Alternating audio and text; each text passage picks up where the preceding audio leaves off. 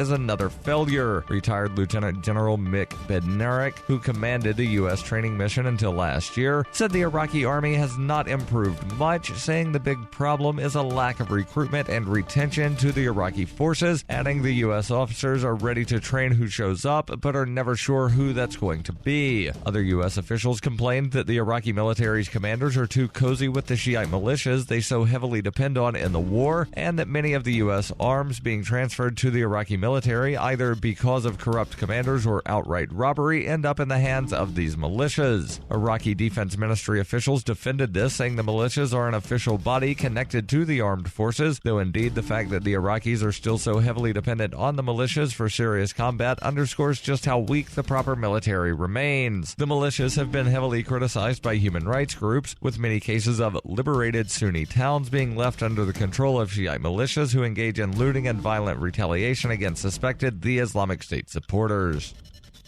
Bitcoin Not Bombs is a launching pad for nonprofits and social entrepreneurs into the financial freedom of the Bitcoin economy. Bitcoin Not Bombs offers premium publicity campaigns designed to facilitate an organization's adoption of Bitcoin as a payment system and to fully capitalize on that decision in their fundraising efforts. Bitcoin Not Bombs is fully committed to being the hub of the nonprofit sector of the Bitcoin economy, maximizing the potential cross-promotion of all our clients and commercial partners. To learn more, visit bitcoinnotbombs.com.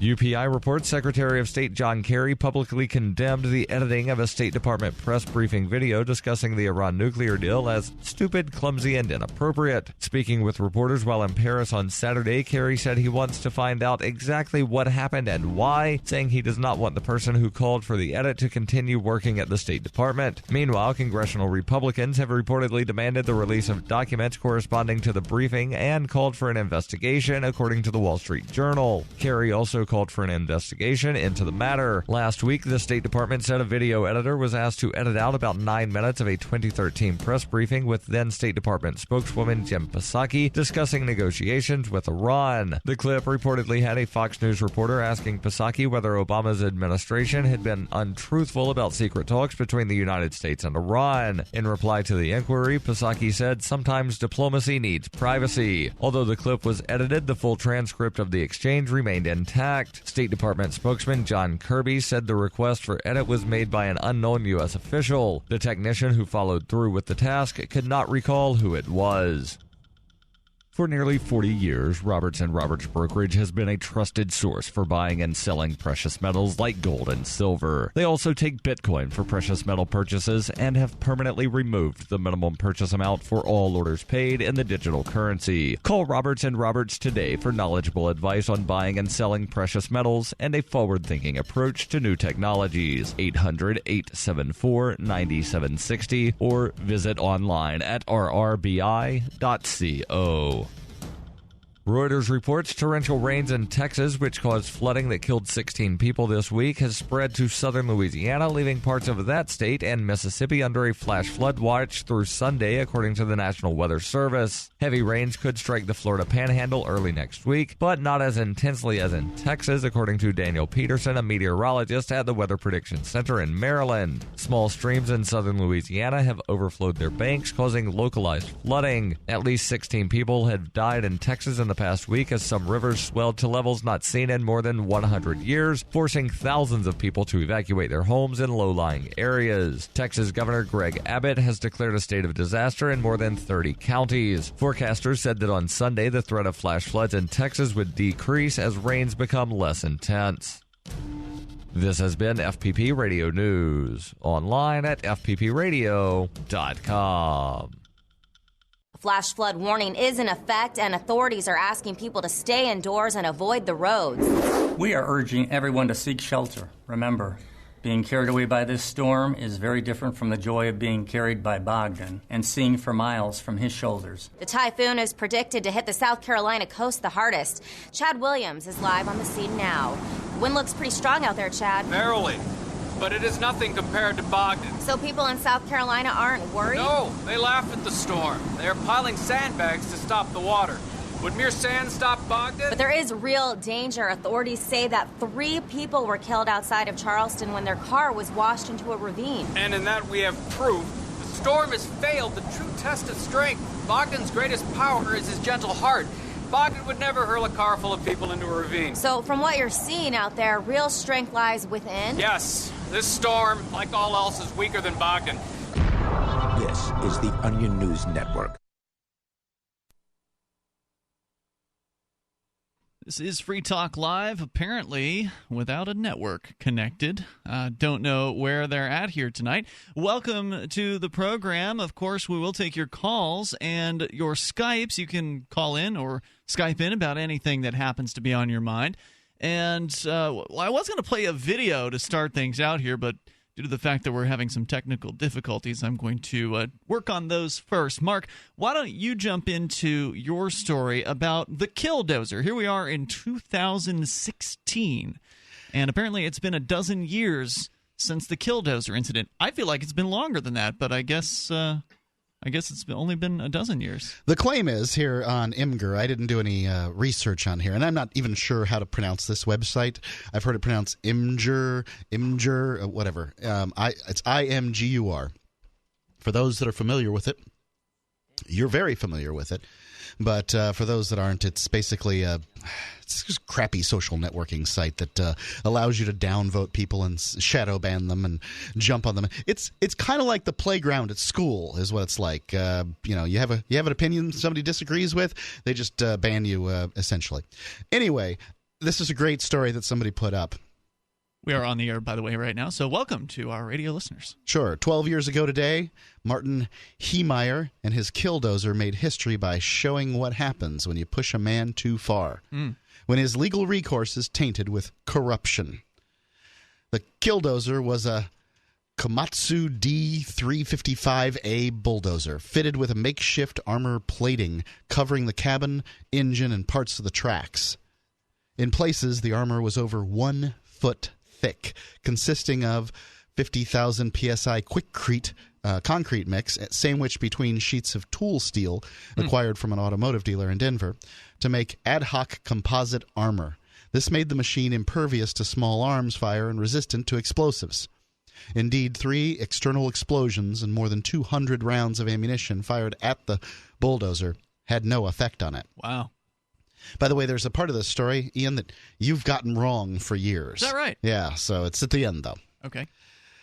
In the late 1990s, the Duterte family approached Heemeyer, this is the villain in the story, Heemeyer, I guess, to buy his one remaining muffler shop in order to build a concrete batch plant on the land. It was a matter of public record that Heemeyer had bought the land for $42,000. The Duterte reported that they had agreed to buy the land for $250,000, but the deal fell apart when Heemeyer raised the price to $375,000, and reportedly once even mentioned $1 million. Having grown weary of Heemeyer's indecisiveness, the Dutertes went to the Granby City Council and sought to rezone the land surrounding Heemeyer's muffler shop. Heemeyer was involved in the rezoning process from the onset, attending town meetings to ensure that his interests were protected. Nonetheless, in 2001, the town Town Zoning Commission and trustees approved the rezoning request. Adding apparent insult to injury, the plan for the concrete plant cut off the only route to his muffler shop. It's hard to believe. How are you going to run a muffler shop without a driveway? Mm-hmm. The city also fined Heemeyer $2,500 for junk cars on his property and for failing to have his shop hooked up to the sewer line. So let me see if I've got this straight. Dude who made the Killdozer is Heemeyer. Yep.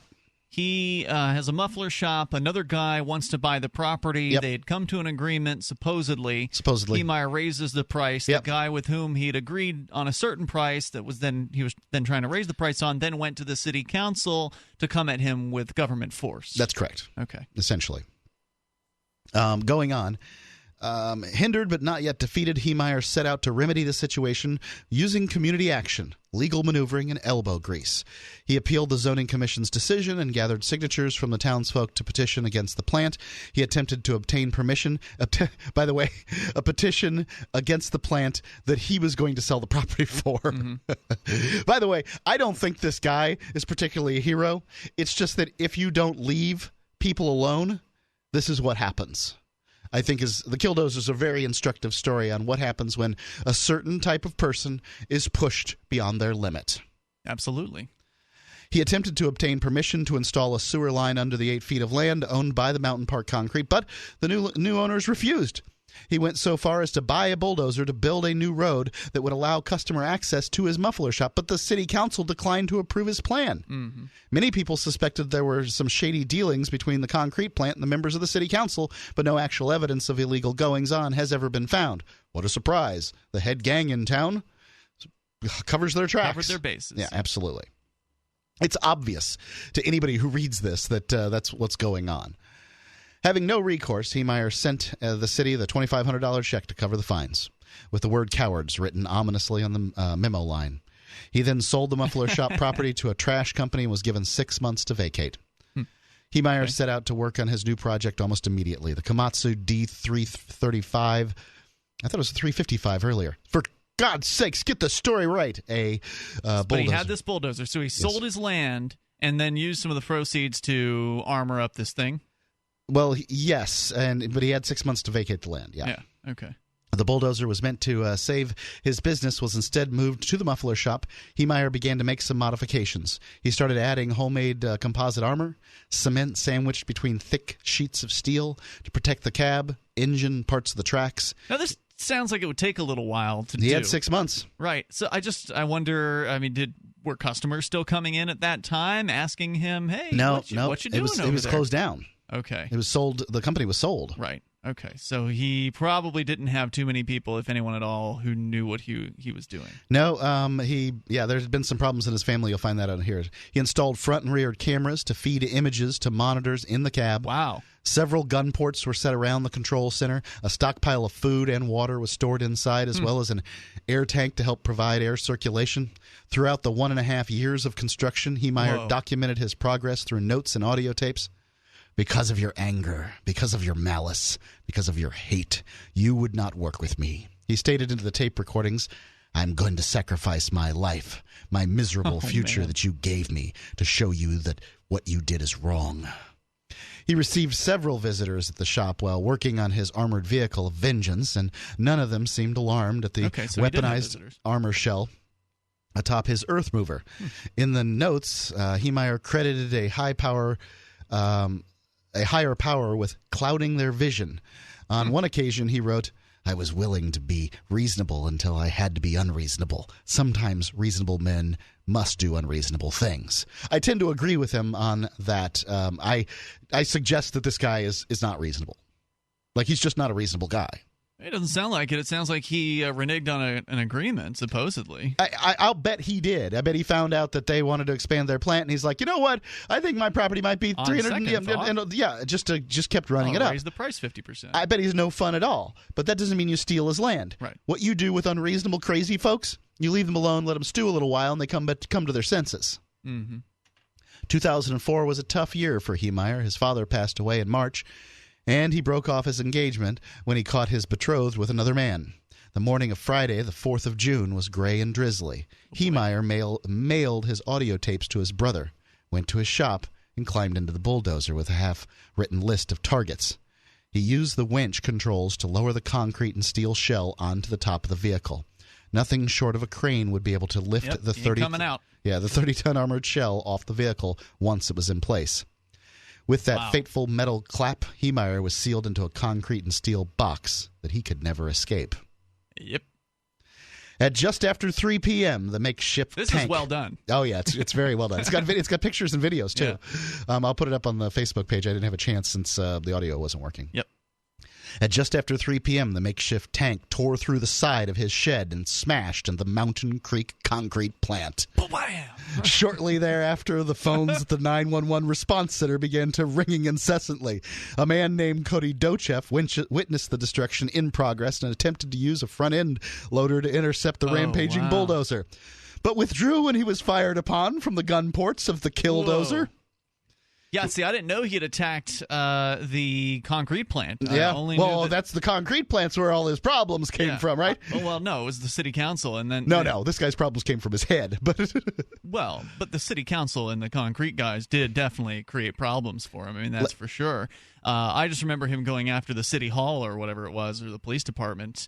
At least on the videos, there probably wasn't video at this point when he began his destructive path. It was later on when the news helicopters came out. Within minutes, 2 buildings and multiple vehicles were eviscerated, and the Killdozer rumbled towards the highway into town. The slow-moving bulldozer picked up a parade of emergency vehicles, escorts, as it approached the city limits. One police SUV was crushed when it strayed too close. Wow. Under Sheriff Glenn Traynor managed to climb atop the moving bulldozer and used 37 rounds from his service pistol to try and shoot his way in. I think the thing that drove me, he later reported, is that that thought. It's Free Talk Live. Free trials are reserved for anyone, male or female, who's looking for maximum belly flattening in minimum time. New Biotics is scientifically formulated with natural ingredients to flatten bloated bellies fast by cleansing pounds of rotting food and toxic sludge from your body. It even combats periodic heartburn and acid reflux. So just think how much better you'll look and feel. Want to see what you'd look like with a flatter belly? Now's your chance. But hurry, call now for details while we're still giving these trials of New Biotics away for free. 1-800-981-5276. That's 1-800-981-5276. If lines are busy, try again. 1-800-981-5276. Here's Dr. Paul Meyer, Christian psychiatrist, author of 85 books, and founder of the national chain Meyer Clinics, to tell you about To Your Health liquid vitamins. I've been taking these every day for over a decade now, and I try to encourage every one of my clients to take them every day. And there's a number of reasons. First of all, it's the best vitamins you can get. It's got dozens of vitamins, antioxidants, and nutrients in it. And then the most important reason why I do it as a psychiatrist and recommend it to my patients is because it's got brain food in it. It's got the essential amino acids. It's got tryptophan, phenylalanine, tyrosine, choline, vitamin B6, and these chemicals that are all natural from food turn into the brain chemicals that make you happy. To Your Health is delicious. Find out more today. Call us 800-801-3459 or visit online at mytoyourhealth.com. Use the coupon code RADIO15 for a 15% discount on your order. That's mytoyourhealth.com. The Free State Project has reached its goal of 20,000 liberty lovers who've pledged to move to New Hampshire and get active to achieve liberty in our lifetime. Perhaps you're trying to figure out what part of New Hampshire should be your destination. If so, consider Keene. You'll find more than 150 reasons to move to Keene at move.freekeene.com. Keene is famous for its historic, publicity-generating activism, as well as being the liberty media capital of the world. It's home to freekeene.com, New Hampshire's destination for liberty activism, news, and opinion. For years, we've been compiling over 150 reasons to move to Keene at move.freekeene.com, where you'll learn about some of what's happening here and what makes Keene a great place to live. If you love liberty, you'll probably enjoy anywhere you end up in the Shire. But do your due diligence first. Please visit move.freekeene.com for the full list of over 150 reasons to move to Keene. That's move.freekeene.com. The 3 most important things you can do for Free Talk Live are: 1, share 1 episode a week on Facebook or in some other social networking site. 2, buy the things you buy online through shop.freetalklive.com. 3, give $5 a month to the AMP program. You likely buy all kinds of things online. Amazon is the largest online retailer. You can get what you need at the same prices with free Super Saver shipping by going to shop.freetalklive.com. Please do your online shopping at shop.freetalklive.com. For Bitcoin to be ubiquitous, people need to use it. For people to use it, they must have it. How can we get Bitcoin into more hands? Tipping. What if you could include a bonus Bitcoin tip along with your regular tip to a server? What if that Bitcoin tip returned to you if unclaimed after 30 days? An attractive business card Bitcoin tip that's easily claimed, gives instructions on wallets and spending, and returns to the tipper if unused. Tip.freetalklive.com. Tip.freetalklive.com. If you enjoy LRN.FM, please contribute to your favorite shows via their websites and become an amplifier at amp.lrn.fm. That's amp.lrn.fm.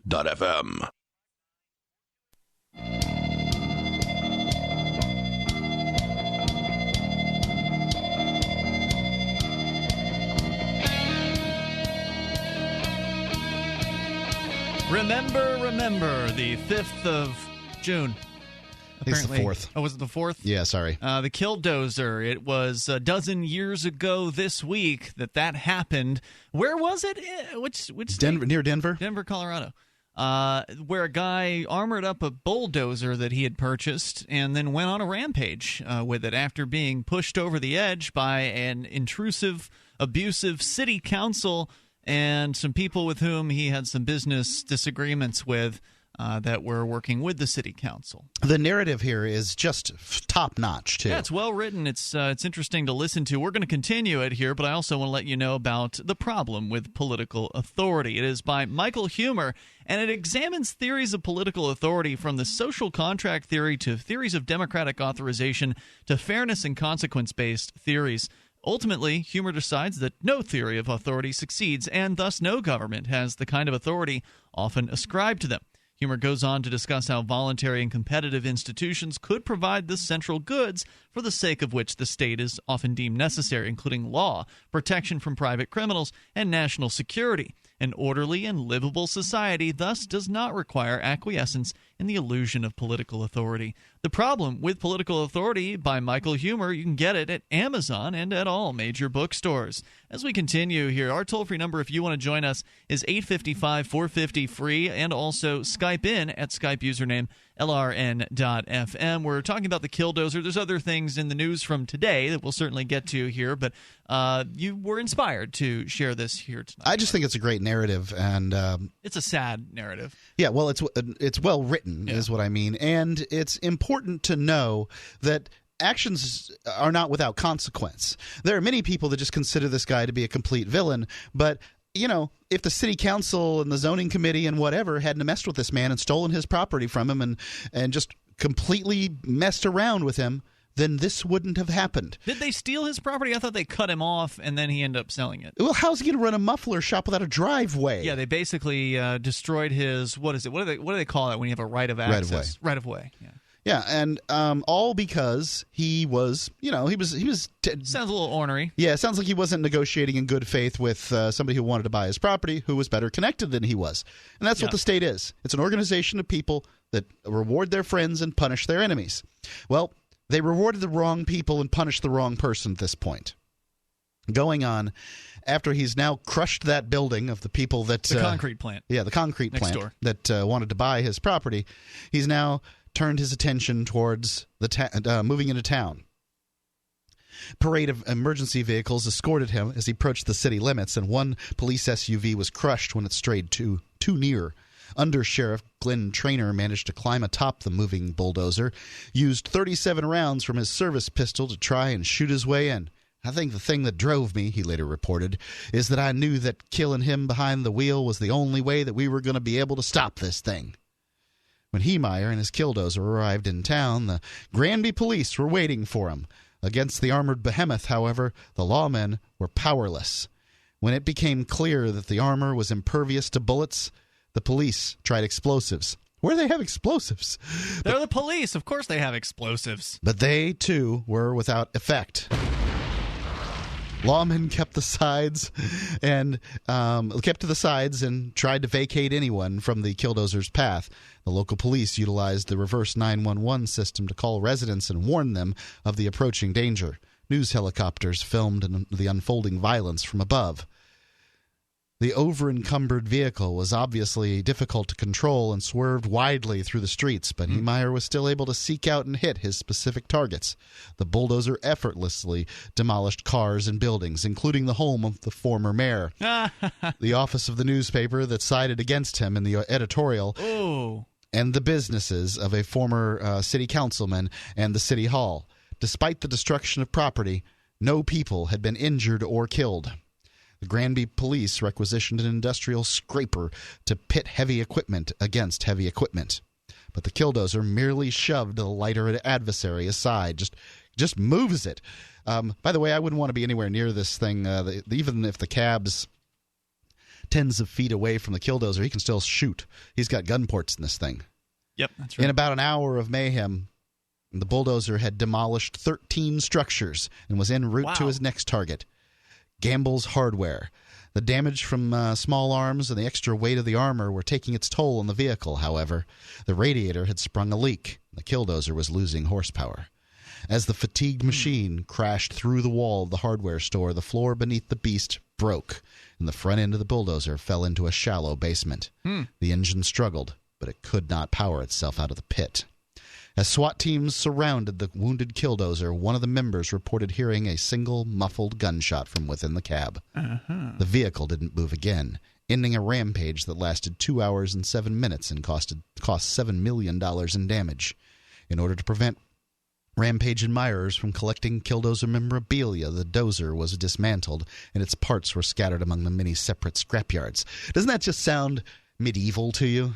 Well, we're going to dismember it and shove it off in a bunch of different scrapyards so nobody who supports these people that just hate our power can possibly get themselves a little gear piece or a piece of metal from this abominable machine that stood in our way of our glorious power to ruin people's lives.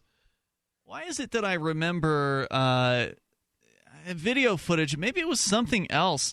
I remember a video, maybe it was from a movie or something like that. I have a memory of this Killdozer or whatever it was running up against a median in the street and getting caught up on that. I remember something like that too, but I think that might have been a different vehicle. This has happened more than once. Has it? Yeah, because I remember the footage you're talking about. Something did get caught. Okay. But I think that was in the 90s. So that was it? Yep, and he's one who's tried and failed to influence an uncaring government, cannot help but feel a twinge of admiration for the extreme measures taken by Marvin Heemeyer. Happy Killdozer Day, Imgur. The toll-free number, if you want to join us here, is 855-450-FREE. That's 855-450-3733. And just to reiterate, he didn't actually kill anybody. The only person who died... No, he's the Crush Dozer. What's that? It's the Crush Dozer. Right. Killdozer, I don't think is the name he came up with. I think that was the media who came up with that. But he didn't actually kill anybody except for himself. He offed himself at the very end. And it didn't sound like that was really his intention, was to kill anyone. He just wanted to get back at the various different people that he felt had wronged him, and many of whom probably did wrong this guy. Yeah, I don't celebrate what he did to fight back because I don't think he changed anything. No, he sure didn't. I don't think that City Hall and zoning commissions really think that much about what could possibly happen, because this is really a one in a million circumstance. Only 1 in a million men will spend the kind of time to build a machine like this so that he can, take exact vengeance against all of these people. So I don't support this, but I understand. I understand fully. If you want to join us here and share your thoughts, our toll-free number is 855-450-FREE. That's 855-450-3733. You can take control of your these airwaves here. Tell us your thoughts. Reflect on the Killdozer.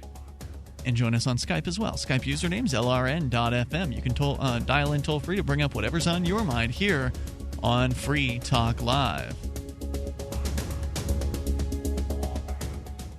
Are you worried about how dangerous the world has become? In these days of terrorist attacks, natural disasters, or even a future collapse, you need to be medically prepared to keep your family safe. I'm Joe Alton, MD of store.doomandbloom.net, where you'll find an entire line of uniquely designed medical kits and supplies for when help is not on the way. For everything from individual first aid kits to the ultimate family medical bag, go to store.doomandbloom.net today. That's store.doomandbloom.net. You'll be glad you did. Worried about lead, fluoride, and other contaminants in your drinking water? Get a ProPure with the Pro 1G 2.0 cleanable reusable filter and remove up to 200 contaminants. Drink water the way nature meant it to be. Clean, crisp, and refreshing. See the complete line of ProPure products, including the new ProMax shower filter. There's a ProPure for you. Visit your authorized ProPure dealer for details or ProPureUSA.com. That's ProPureUSA.com. This is Michael Dean from the Freedom Teens radio show. I've run websites since 1996 and have used over a dozen web hosts in that time. AgoristHosting.com is the only one that hasn't broken my heart. Agorist Hosting's uptime and service is stellar, and their DDoS mitigation is the best I've seen. That's important because if you tell the truth in this world, you'll ruffle feathers. And some people will try dirty tricks to silence your voice. No matter what the haters hit us with, Agorist Hosting keeps our websites online. If you have a mission-critical commercial presence or a world-changing activism site, you cannot tolerate any tomfoolery. So go with AgoristHosting.com. And if you want to get your foot in the door with decentralized marketplaces, Agorist Hosting is now offering Open Bazaar hosting. Go to agoristhosting.com, click on the button that says Get Hosted. Agorist Hosting, that's AGORIST, hosting.com.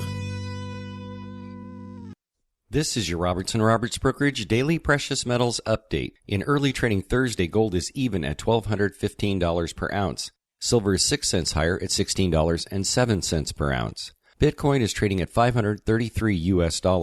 Robertson Roberts Brokerage has been helping customers with buying and selling physical precious metals for nearly 40 years. How can we help you? Give us a call at 800-874-9760 or visit us online at rrbi.co. If you want to know the latest about Free Talk Live before we go on the air, all you need to decide is how you want it delivered. It's your choice. Visit news.freetalklive.com. You can get emailed announcements and participate in contests via our email updates list. Plus, we have a Twitter account that you can follow and a Facebook page where you can become a fan. So visit news.freetalklive.com to get news about Free Talk Live as soon as it's announced and the way you want it delivered at news.freetalklive.com. That's news.freetalklive.com. Clark County paramedics responded to a frantic 911 call from a nearby motel this morning, where the Lord our God, divine creator and ruler of the universe, had been found nude and unconscious following his latest suicide attempt.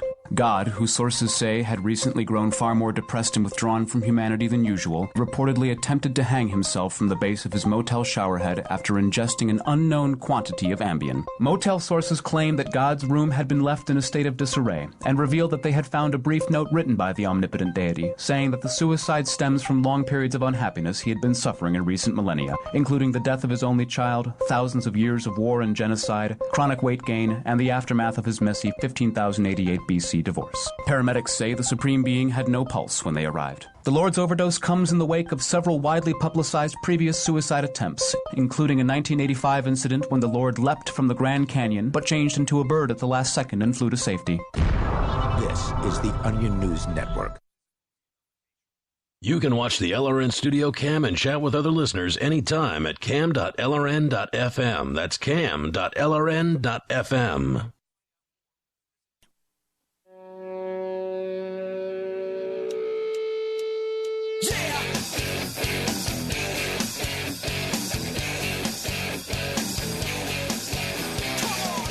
Free Talk Live, and you can bring up what you want. Live Sunday edition, of course, you can take control of the airwaves toll-free. Our number is 855-450-FREE. That's 855-450-3733. We've got Skype at Skype username LRN.FM. And, of course, you can join us online anytime at freetalklive.com. You could have missed the deadline for getting insurance this year. They've made it very, very difficult. You can't just do it on the last day. Well, you can, but you're probably going to have to get a hold of Liberty Health Share. They've got the answer for you if you've missed the healthcare deadline. They offer an affordable healthcare option that allows Americans to enroll any time of the year. For those of you who have already enrolled but just aren't satisfied with what you've chosen, there's still hope. Liberty Health Share allows Americans to control, manage, and direct their healthcare, yet still be in good standing with the Affordable Care Act. Members are exempt from the tax penalties and mandates imposed on individuals for not having health care insurance, thus giving you the freedom from insurance. Liberty Health Share empowers their members by giving them the ability to choose any doctor or hospital across the nation. Memberships are for individuals, couples, and families, offering a variety of options to best suit an individual's medical needs. If you're a freedom-loving American looking for contract-free health care, then this is for you. For more information on how to enroll any time of the year, call 855-585-4237, or you can find that number at libertyhealthshare.org. And you just go there and request a free estimate. libertyhealthshare.org, 585-4237. All right, let's go to your calls and thoughts. Of course, you can bring up whatever's on your mind. Then coming up, some pretty entertaining video. We'll give you the audio feed from it because that's really where the entertainment comes from, where a man confronts revenue agents from the city of New York. These revenue agents, it's their job to go through your garbage and find recycling violations. And these guys get, because there's multiple agents and one man with a camera. We'll play that audio for you here in moments. But first, Sarah is listening in New Mexico to Kiva. Go ahead, Sarah. You're on Free Talk Live. Yes, I just wanted to comment about what you said about 500 people were killed by police shooting every year. And it's about the same number as our soldiers got killed in the Iraq War. It's actually more than that. Yeah, I think it's somewhere just shy of 1,000. I don't know what the average. I mean, I'm just quoting. I mean, I'm just going by what you told me. I'll roundabout. But the thing is, you know me. I don't know you. Last year we killed 4,800 people by automobiles. So last year it was 9 times the 500. So I mean, to me, the public safety hazard is the automobiles, but everybody's very numb to it. Well, there's no doubt that driving a car or being in a car is a dangerous activity. It is full of risk, but life is full of risk. And in order to do things in life, you generally have to take risks. Otherwise, you'll just be all wrapped up in your own home and you'll never go anywhere. Of course, and a lot of accidents happen in the home, too. So you're even at risk when you're in your own home of bad things occurring. So really, this is nothing new. It's not like this year cars are more dangerous than they've ever been. Cars have always been very, very dangerous. Arguably, the safety features are better now than they've ever been, but there's not much that can save you from a T-boning.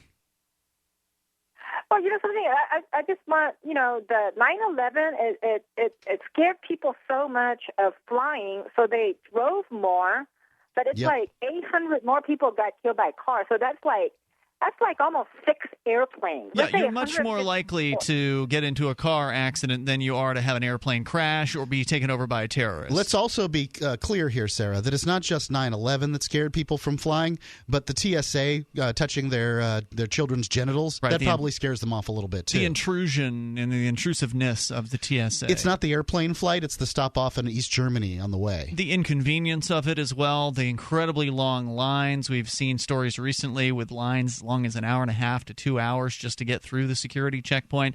People will say, screw it, we'll take the car.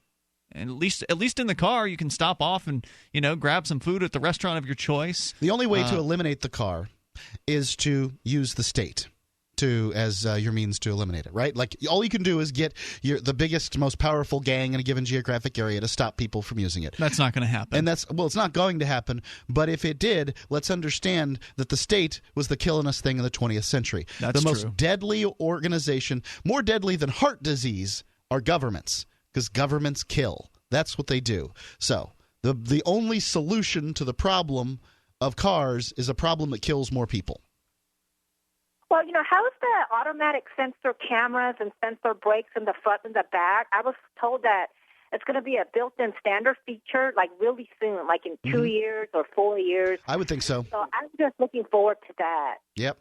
That should cut down half of the accident. It's going to be like seatbelt and airbags. So, I mean, I hope. Meaning if the car detects that you're getting too close to something, it will automatically apply brakes? Yeah. As technology matures, it gets better and better over time, and that's going to be true with cars. Thanks, Sarah, for your call tonight. Also, another thing that will reduce car accidents, and Mark, you've talked a lot about this, is the Google car, the automatic driving cars. Of course, Uber's working on this. Google's working on it. I imagine all the major car manufacturers are to some extent or another working on this technology that will allow cars to communicate with one another. Once there are enough of them on the road together, cars should be able to go faster and be better sort of organized, like a flock of seagulls, One moves, the rest of them move. Well, what they'll do is they'll get very close to each other, and they'll basically use drafting, like the race cars do, to eliminate, just sort of to make the aerodynamics better. Yeah, and of course, if it's all computer controlled and all working together, when it works, it should work well. But if some of course, the big concern, I think, is what happens if the software reboots, or what happens if, what if you get a blue screen of death while you're going 75 miles an hour and you've got other cars all around you? What happens then? Or what happens when, inevitably the government gets involved in this self-autonomous car technology, and people don't trust it, so therefore they don't adopt it at the rate that they would adopt it otherwise, because they don't want the government having control of their vehicles, which is a fair thing not to want. How many people really care about that, though? A small percentage, but the small percentage will be driving 1977 Jimmies that are, with bald tires on the road, creating further hazards. So if the government would stay out, the world would have been a safer place, because those people would have adopted. Then again, there'd probably be some nuts that be like, the corporations. I don't know. Mm-hmm. Toll-free number tonight, 855-450-FREE, 855-450-3733. So here's the story from photographyisnotacrime.com. Great website, by the way. Highly recommend folks checking that one out when they get a chance. There's always some neat new stuff being posted there, including lots of video content of police being just generally awful towards photographers. In this case, it's the photographer who's given the police a hard time, and boy, do they deserve it. This is right from New York City, where sanitation cops are going. That's right. They have their own division for sanitation police in New York City. I bet you there's other cities that have it, but certainly New York, one of the worst. And they are searching through people's trash, and this man walks up on them and has a few choice words for them, which amazingly he manages to keep radio friendly. You'll see how angry this guy is. So it's a real challenge, I imagine, to not have said. He must just be a guy that doesn't cuss. Yeah, it must be the case here. Here we go. Like I said, everything's mixed. So he walks up on this lady searching through garbage. Officer, could you tell me why you're taking out garbage from people's houses in order to give tickets? Could you tell me why, officer, are you giving out tickets? You're not recycling properly. Now you took... Okay, that's going to be the last you hear from the officer. You're not recycling properly.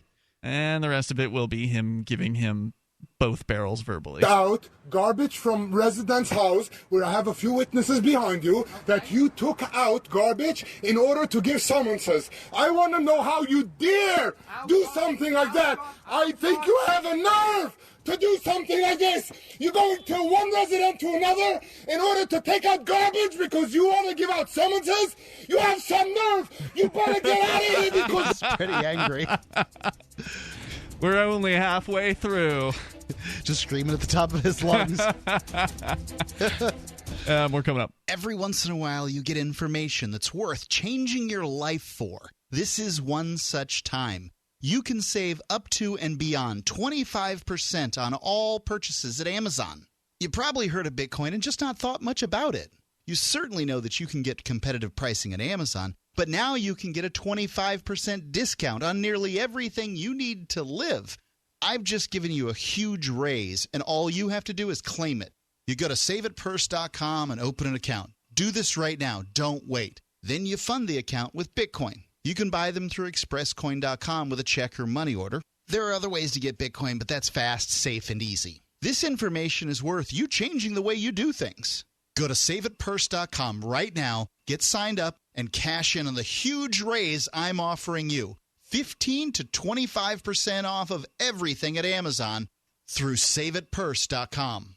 It's saveatpurse.com. Pat Matthews back again to talk about buysellmakeoffer.com. And this time, it's all about selling your stuff online. Here's my son, Frank. I just listed 2 video games I no longer play. Battlefield Bad Company and Gears of War. And I expect to get $10 each for them real soon. And was it hard? Nope. I just set up my free account that's good for 30 days and put them out there for everyone to see. BuySellMakeOffer.com makes it so easy to sign up and list those things around the house that you no longer need, but somebody else always does. Start your free 30-day trial right now. And remember, there is never a listing fee with BuySellMakeOffer.com. Sell your video games, old vinyl records, furniture, cars, yes, even your home, and so much more. You can even use video and Skype to buy and sell. Join the revolution. Go to BuySellMakeOffer.com right now. What are you waiting for? Since time began, tyrants have taken aim at personal liberties.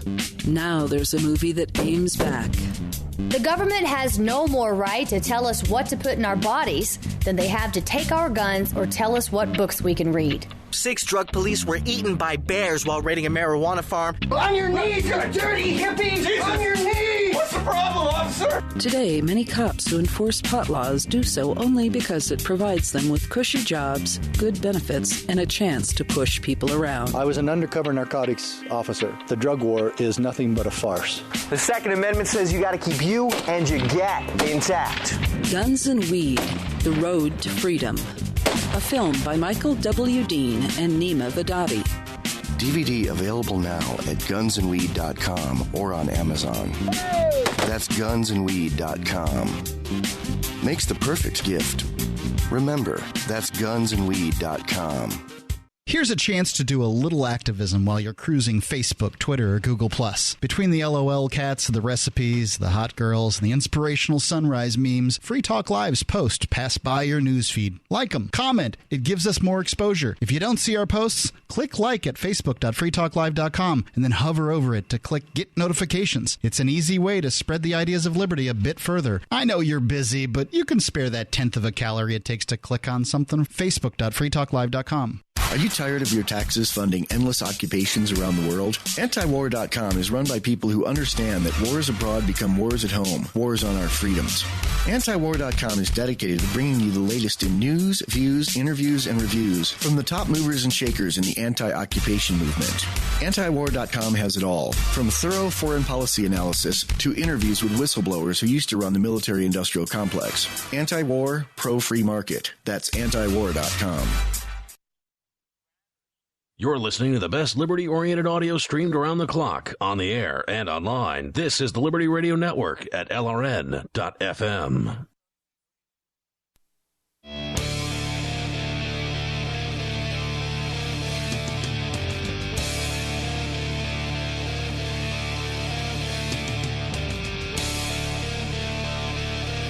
It's Free Talk Live. If you were out on a beautiful sunny day in your neighborhood and you saw some uniformed men and women digging through your or your neighbor's garbage, how would you react? What would your thought be about that immediately? What would the first thing that came to your mind be? I'd think that I think that they were some kind of like terrible criminal. But they're uniformed. Right. Okay. Most criminals don't put on uniforms. No, that the person whose garbage they're going through. Oh. If you're going to spend the time going through someone's garbage, that person is like an international spy. Like a drug dealer or something like that. I mean, they've done something so terrible that you're going to spend, you're going to send 3 bureaucrats out to go through their garbage? That's a pretty big deal. Well, I would want to know what the hell's going on, first and foremost, and I would certainly want to grab a video camera to document whatever kind of interaction ended up transpiring between me and these agents. And the man in this case, the photography is not a crime-sourced video, is already aware of what these people have done because he's heard it from his neighbors that these people are going around digging through garbage so they can cite people. They can write a citation up for unauthorized, or excuse me, not unauthorized, but what's the terminology they use? Basically, they're not recycling correctly. They're putting recyclables in the garbage, allegedly, and then the man claims here, you are not recycling properly. Yeah, he really has an accent like that, too. Here we go. Let's continue with this audio here. And by the way, if you support Free Talk Live and you want to help out what we're doing, spreading the ideas of liberty, then please become an amplifier. Go to amp.freetalklive.com. You can join the AMP program for as little as $5 a month, and it makes a huge difference for us when you do that. We really appreciate it. So go to amp.freetalklive.com, and we'll take that money in and invest it into Free Talk Live to help us get on new radio stations all across the United States and expand our access globally via satellite and internet. So go to amp.freetalklive.com. You'll learn about the perks you get, like access to the AMP-only call-in lines, the AMP-only podcast, and the AMP-only Facebook group. Once again, AMP, A-M-P, amp.freetalklive.com. So we're going to pick up this video just a few moments before we left it off, just for those of you just tuning in. Man recording, sadly, vertical video, which is just generally a no-no for people doing videography. But it seems like, even though I know this, it seems like when the pressure's on. I just can't remember to turn it to the side. It's certainly, you're used to holding your phone vertically, likely is the way you're looking at your phone typically, and so most people probably are just simply used to holding the phone that way and then turning it around to, face whatever they want to record. But agreed, folks, vertical video wrong. Right. Vertical video is generally considered a faux pas. The horizontal video if you're taking video of, say, better. Somebody jumping from a very high location into a swimming pool, then you might want to use vertical video. But other than that, you shouldn't. All right, so going on here, though, besides that, the audio's great. And so we're going to continue here with this man haranguing these officers, and I say rightfully so, giving them, quite a bit of his opinion, his 2 cents. He gets them more than 2 cents in here. I'd say 3 or 4 cents worth. Let's go on, though. Resident's house, where I have a few witnesses behind you, that you took out garbage in order to give summonses. I want to know how you dare do something like that. I think you have a nerve to do something like this. You're going to one resident to another in order to take out garbage because you want to give out summonses? You have some nerve. You better get out of here because this is going all over social media. You have some nerve to do it down the block to all the neighbors. Is that what you're doing? Are you a human person? Who do you think you are? Could you do me a favor? Make sure that... Now he's approaching one of the other ones. There's at least 2 or 3 agents here, and so they really don't know what to do with this guy. I love it. Everybody in social media should know what you have done. We have witnesses on this block what you have done. I want to know if you want to continue doing this type of garbage. This, by the way, is what happens when you turn over garbage collection to the government.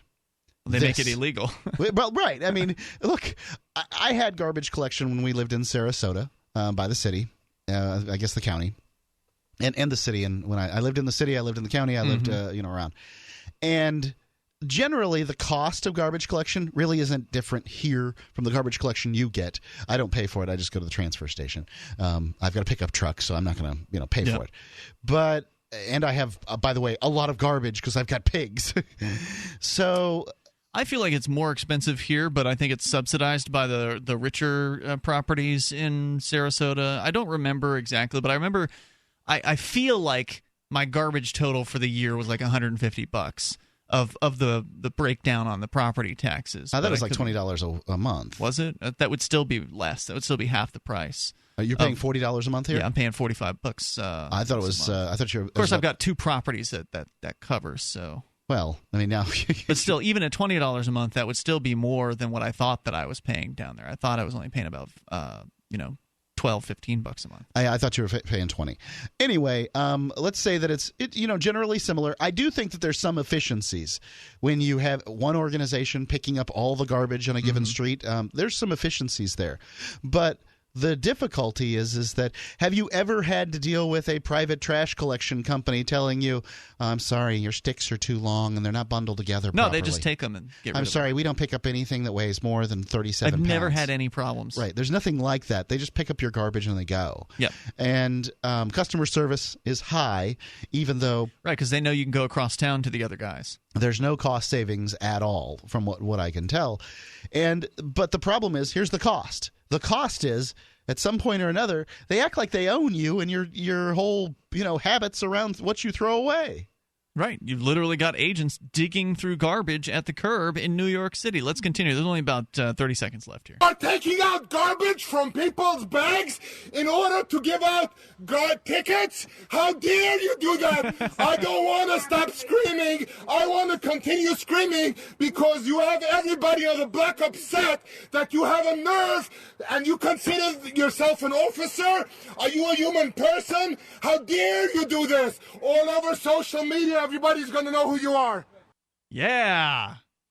Give it to them. I got no problem with this. I understand that there's certain group of people out there that think they're probably saying to themselves, those poor garbage enforcers, they're just trying to do their jobs, and they have this man harassing, threatening, and intimidating them, telling them to get out of the neighborhood and that no one wants them there. Well, we want them there. We want to make sure our garbage is safe, and we want to make sure people are following the rules, and they're just doing their jobs.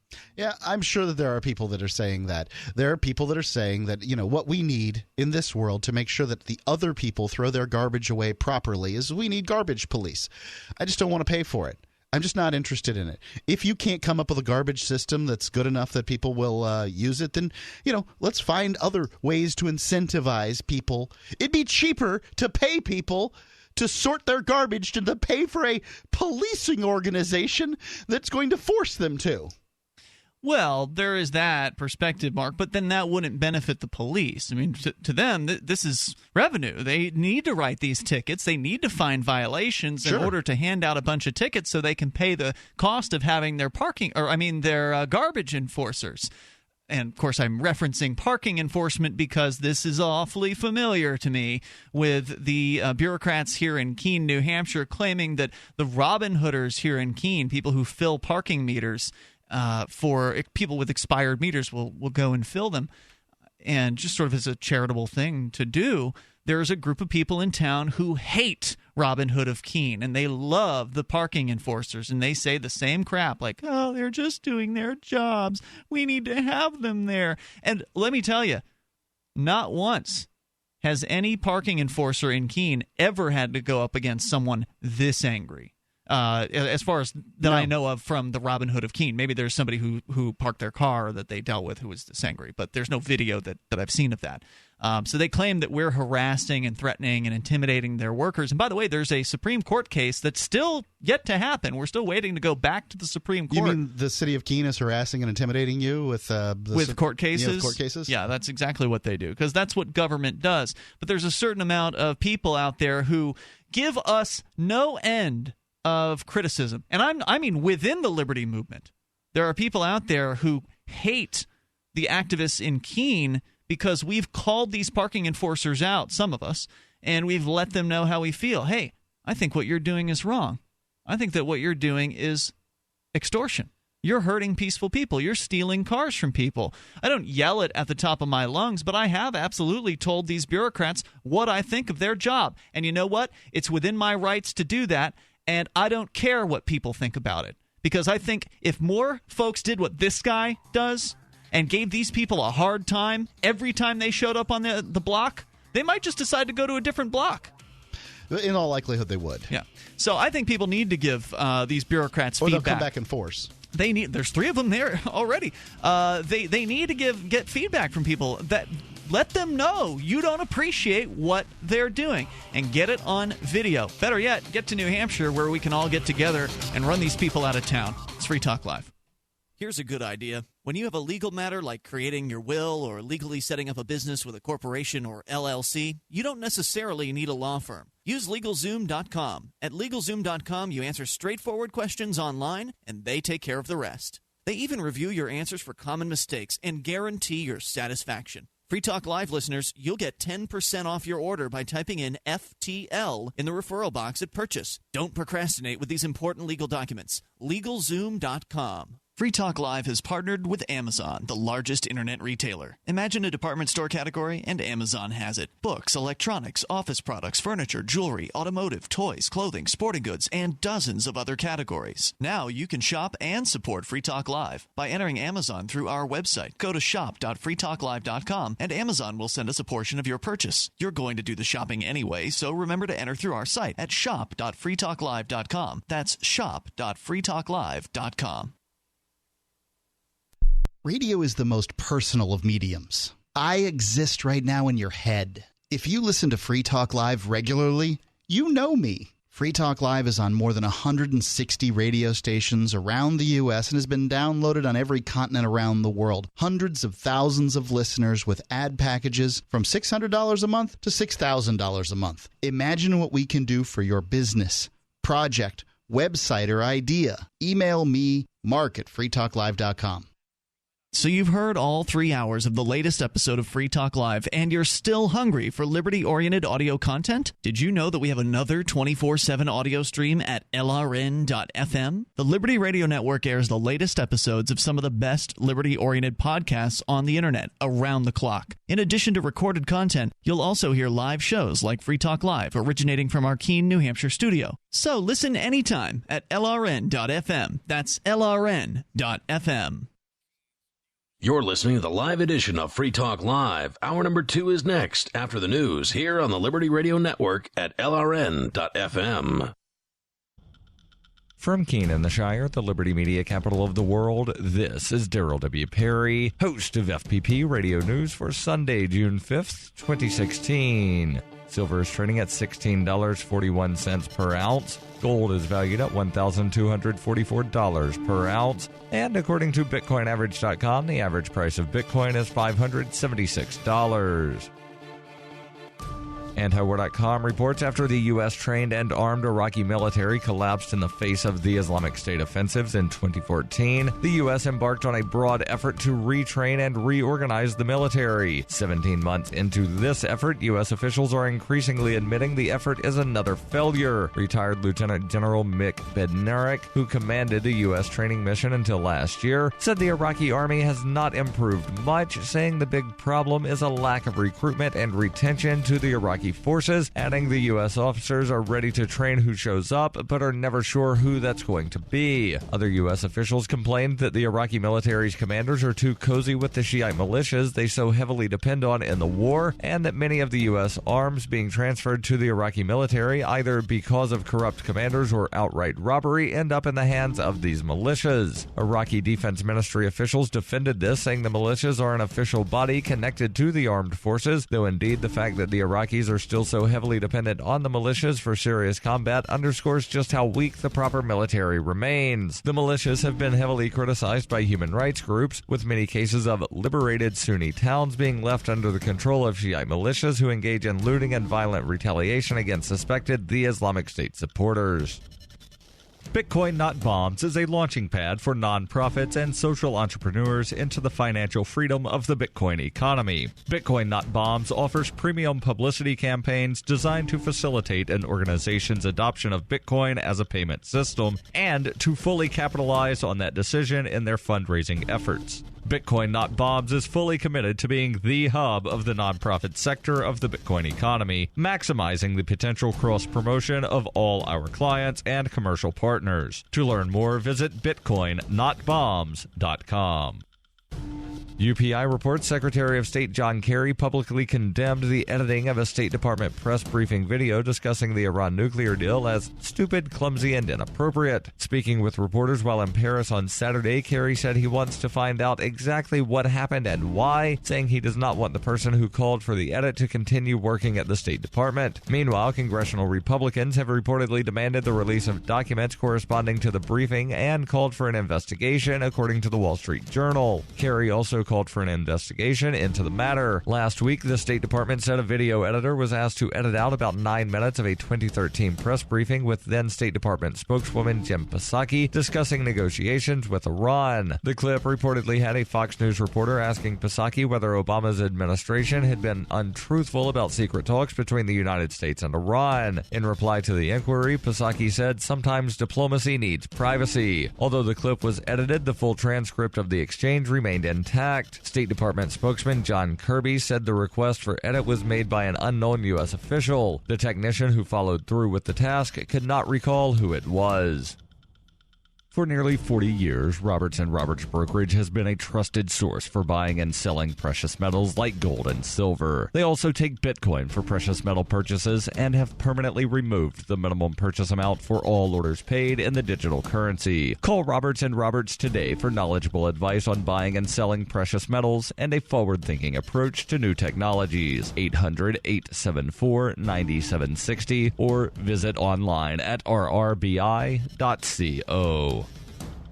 Reuters reports torrential rains in Texas, which caused flooding that killed 16 people this week, has spread to southern Louisiana, leaving parts of that state and Mississippi under a flash flood watch through Sunday, according to the National Weather Service. Heavy rains could strike the Florida Panhandle early next week, but not as intensely as in Texas, according to Daniel Peterson, a meteorologist at the Weather Prediction Center in Maryland. Small streams in southern Louisiana have overflowed their banks, causing localized flooding. At least 16 people have died in Texas in the past week as some rivers swelled to levels not seen in more than 100 years, forcing thousands of people to evacuate their homes in low-lying areas. Texas Governor Greg Abbott has declared a state of disaster in more than 30 counties. Forecasters said that on Sunday, the threat of flash floods in Texas would decrease as rains become less intense.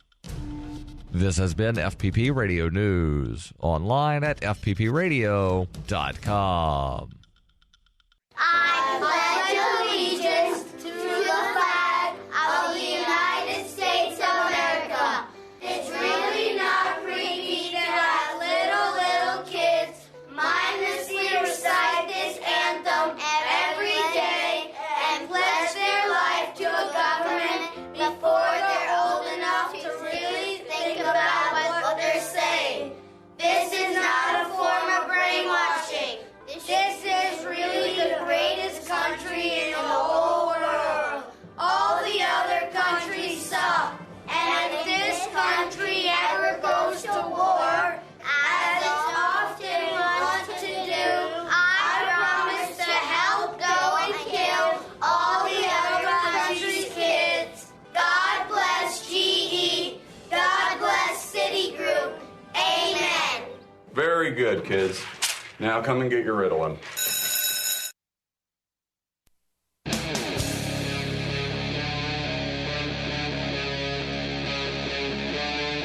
Free Talk Live.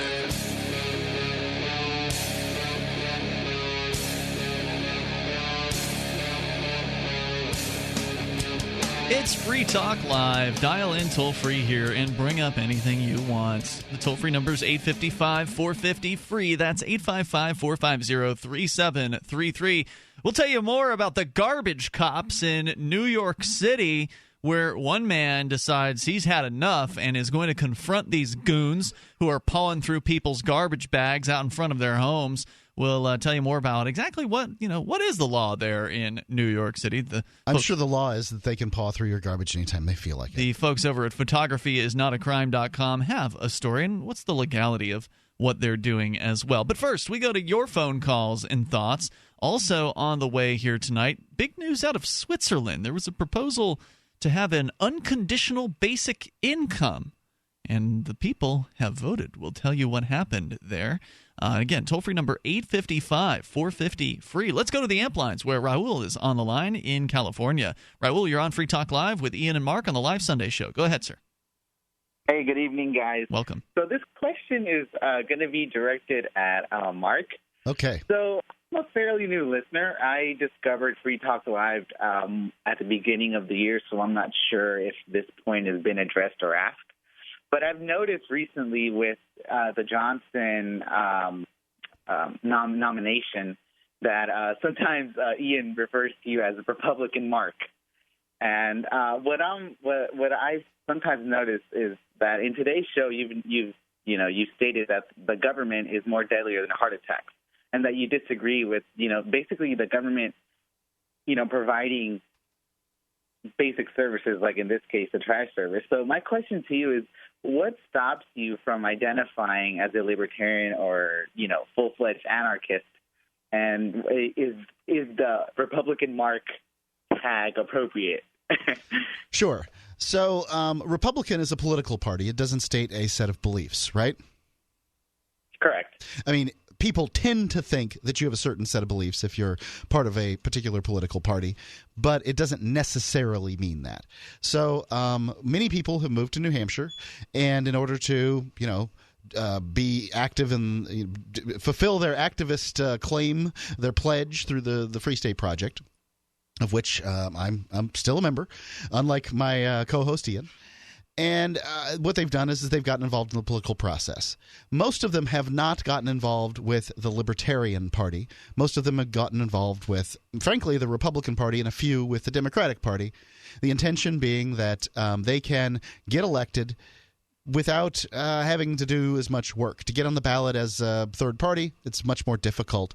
And sometimes there's, nonpartisan races, and people can get on that way. But you basically have to pick a party if you're going to run in, a election for a state office, like House of Representatives or something like that.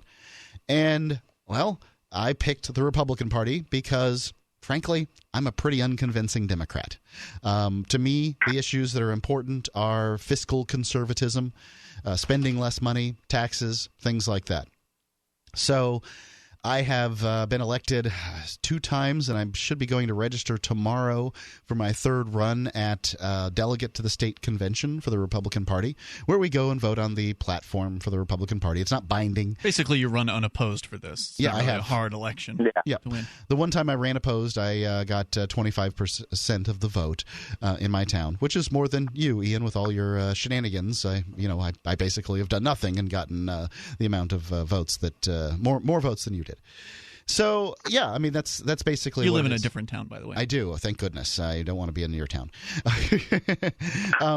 And that's basically what it comes down to. It's not that I agree or disagree. What I think is that people should be able to choose which government services they want. And I particularly do not want to choose school services from the municipality. And that's kind of the big issue for me. Okay, I see.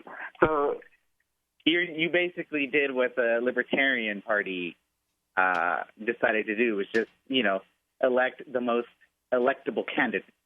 So is that kind of like what I got from your answer? Would you say that's kind of like? Yeah, right? usually if I'm going to vote, I'm going to vote for the candidate that I believe is best for a given position. There's sometimes I consider the candidates to be, equally distasteful, and I simply don't vote in that particular line item. But if somebody hits I usually like to use an 80% threshold, but it's really hard to be sciencey when it comes to voting. Got it. So it's going to be a tough Republican convention should you go, right? Well, I'm going to go to the delegate to the state convention, and we're going to vote on the party platform. I'm not going to drive for a Republican convention, no. You mean you're not going outside of New Hampshire? No. I don't care anything about Republicans and Democrats outside of New Hampshire. Outside of New Hampshire, I'm going to mostly vote for third-party candidates because they're more likely to represent the things that are important to me. Oh, okay. All right. I see now. I got it. Raul, any other thoughts you want to share? No, that was it for tonight. Thanks for the call. I appreciate it. Toll-free number is 855-450-FREE. And, of course, it is the New Hampshire political season is basically kicking off this week. It was, I believe, Wednesday of last week was the first day that people could throw in their registration to run for various different political offices. And we've already seen many liberty-minded folks throwing in their hat into both the Republican and Democratic rings. And there are some people in the Republican and Democrat parties who are upset about this. They're mad that, you free staters, you liberty people, you're coming in here and you're ruining our party. Yeah, they want us to, identify ourselves. Yep. Wear a T-shirt that says free stater so that they're going to aha! Mm-hmm. Now I know not to vote for you.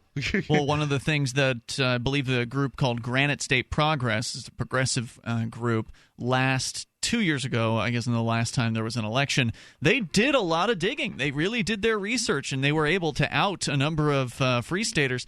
And I don't think people should hide their beliefs. I don't think that it's productive to try to pretend like you're someone you're not. So I've always been on the outs with my beliefs, and not everybody approaches politics from the same perspective. I think that somebody should not be discounted from running simply because of a group that they're part of. I agree. I think that is a terrible sort of bigotry, but it is exactly what's going on here.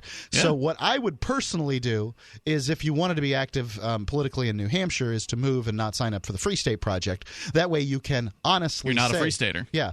And frankly, there's no reason to sign up for the Free State Project. Don't hang out. Don't spend a lot of time getting pictures taken with these people. I mean, honestly,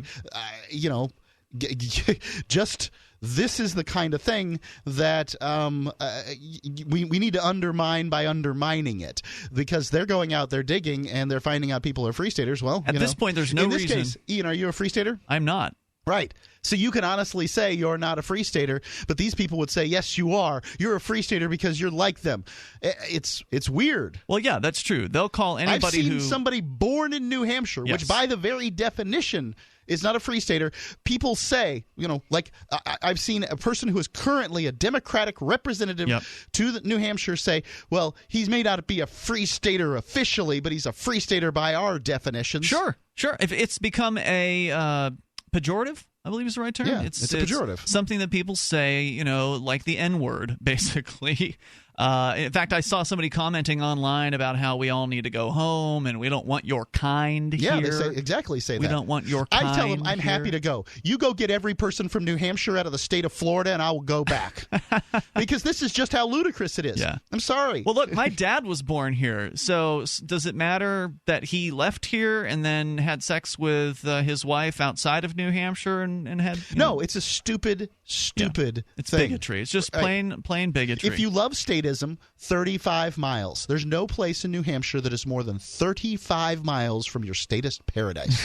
Vermont, Massachusetts, Maine. Maine's not terrible in a lot of ways. It's not terrible, but Vermont's actually pretty decent in a lot of ways too. They're certainly. But you can get whatever you want. Move. I did. The toll-free number is 855-450-FREE. That's 855-450-3733. Because this is many people who have moved for the Free State Project want to take a softer line.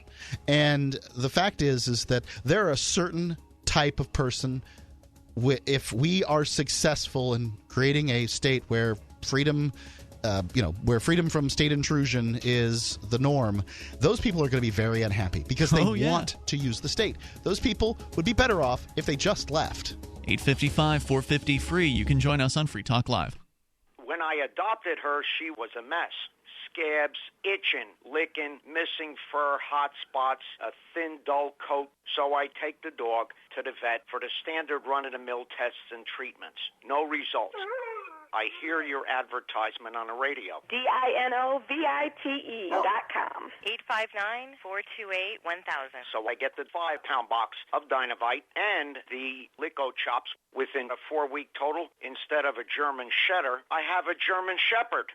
Sheba is a 105 lean pounds of shiny, smooth, happy dog for life because she gets fed Dynavite. And the results, they're just incredibly outstanding. And she loves it. When you rescue a dog, you have to do the right thing. You've got to feed him right for life. Do the Dynavite. Dynavite for life. 859-428-1000. DINOVITE.com. Pat Matthews back again to talk about buysellmakeoffer.com. And this time, it's all about selling your stuff online. Here's my son, Frank. I just listed 2 video games I no longer play. Battlefield Bad Company and Gears of War, and I expect to get $10 each for them real soon. And was it hard? Nope. I just set up my free account that's good for 30 days and put them out there for everyone to see.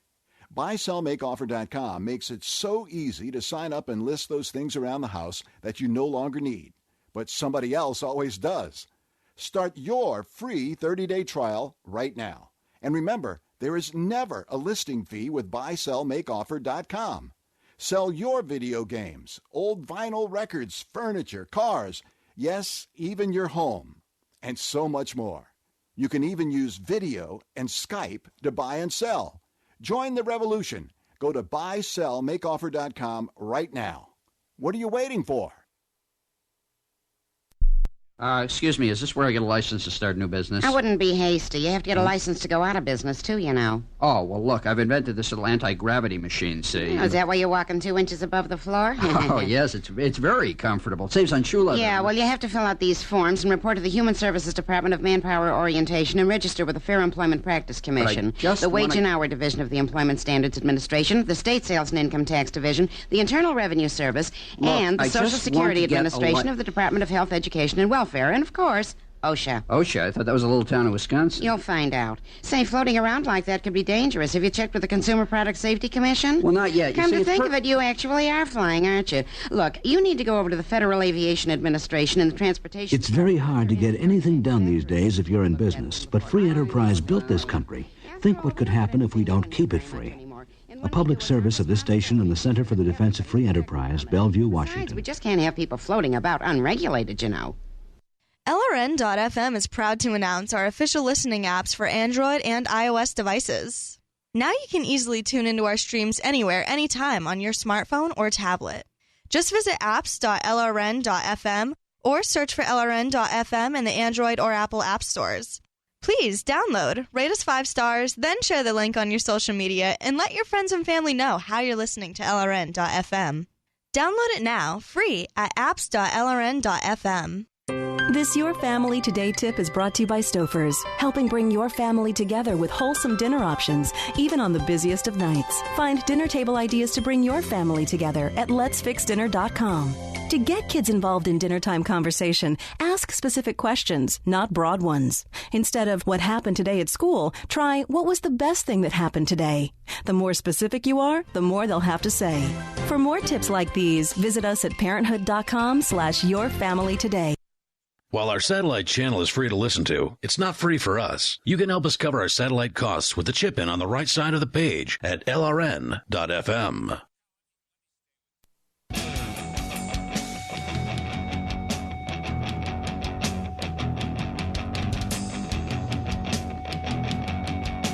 This is Free Talk Live, the live Sunday edition of the program. You can join us right here, toll free. 855-450-FREE. We're talking about the garbage cops. We'll give you a little bit more information about what's happening in New York City, where people are having their garbage gone through, and it's probably nothing new. It's probably been going on for a while. It's just now somebody finally took out their camera and recorded it. And in fact, not only recorded them pawing through people's garbage, but confronted these goons about what they were doing and got a little angry about it. We'll continue that story here in moments. It's Ian and Mark in the studio tonight. You know, the root cause of most of society's ills is neither malice nor negligence, but a mere superstition, an unquestioned assumption which has been accepted on faith by nearly everyone of all ages, races, religions, education, and income levels, maybe even you. If people were able to recognize this one belief for what it is, an utterly irrational, self-contradictory, and horribly destructive myth, most of the violence, oppression, and injustice in the world would cease. But that'll happen only when people dare to honestly and objectively re-examine their belief systems. The Most Dangerous Superstition by Larkin Rose exposes this myth for what it is, showing how nearly everyone, as a result of one particular unquestioned assumption, is directly contributing to violence and oppression without even realizing it. If you imagine yourself to be a compassionate, peace-loving, civilized human being, you must read this book, The Most Dangerous Superstition. You can find it on Amazon and over at larkinrose.com. As we go back to your calls and thoughts, Pat is in Virginia listening to WNIS. Hello, Pat. Hey, how you guys doing tonight? I'm doing well. You're a little muffled. Are you talking directly into your phone? Yeah. Let me turn down the volume. That might help. I don't know if that's going to help, but we can understand you. Go ahead if you got something quick. I wanted to talk about the I called in a couple weeks ago and we talked about the out in Washington State about the salmon fishing in the rivers. Yeah, I recall that. The Indians are getting all the salmon. Well, the Fisheries and Game said that... I can't even understand him. No. I'm sorry, dude. You're going to have to find a better phone. We're going to let you go. Toll-free number 855-450-FREE. That's 855-450-3733. Story from photographyisnotacrime.com. If you missed it in the last hour, we played a video of a man confronting some garbage cops in New York City and just basically yelling at them and calling them out for the awful things that they're doing, pawing through people's trash to write them citations for not recycling properly. Here's a story from photographyisnotacrime.com. New York, as hard as it is to believe, has sanitation police. And I got to say, it's not hard to believe that about New York. These guys have cops for everything. I wonder how many cities in the United States have garbage cops. Good question. If you live in one of them, you can call us toll-free, 855-450-FREE. I suspect there are some in which code enforcement does this job.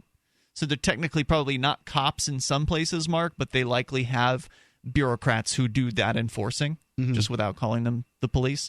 Anyway, they are technically peace officers in New York City. They can make arrests, and they can also give tickets. But they can't give a ticket unless they know you're in violation of the law.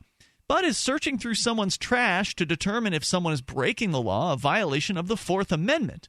In 2015, the Pacific Legal Foundation filed a lawsuit seeking an injunction to void an ordinance that bans people who live in Seattle from throwing food and compostable items in the trash, saying the ordinance calls for massive and persistent snooping and violates privacy.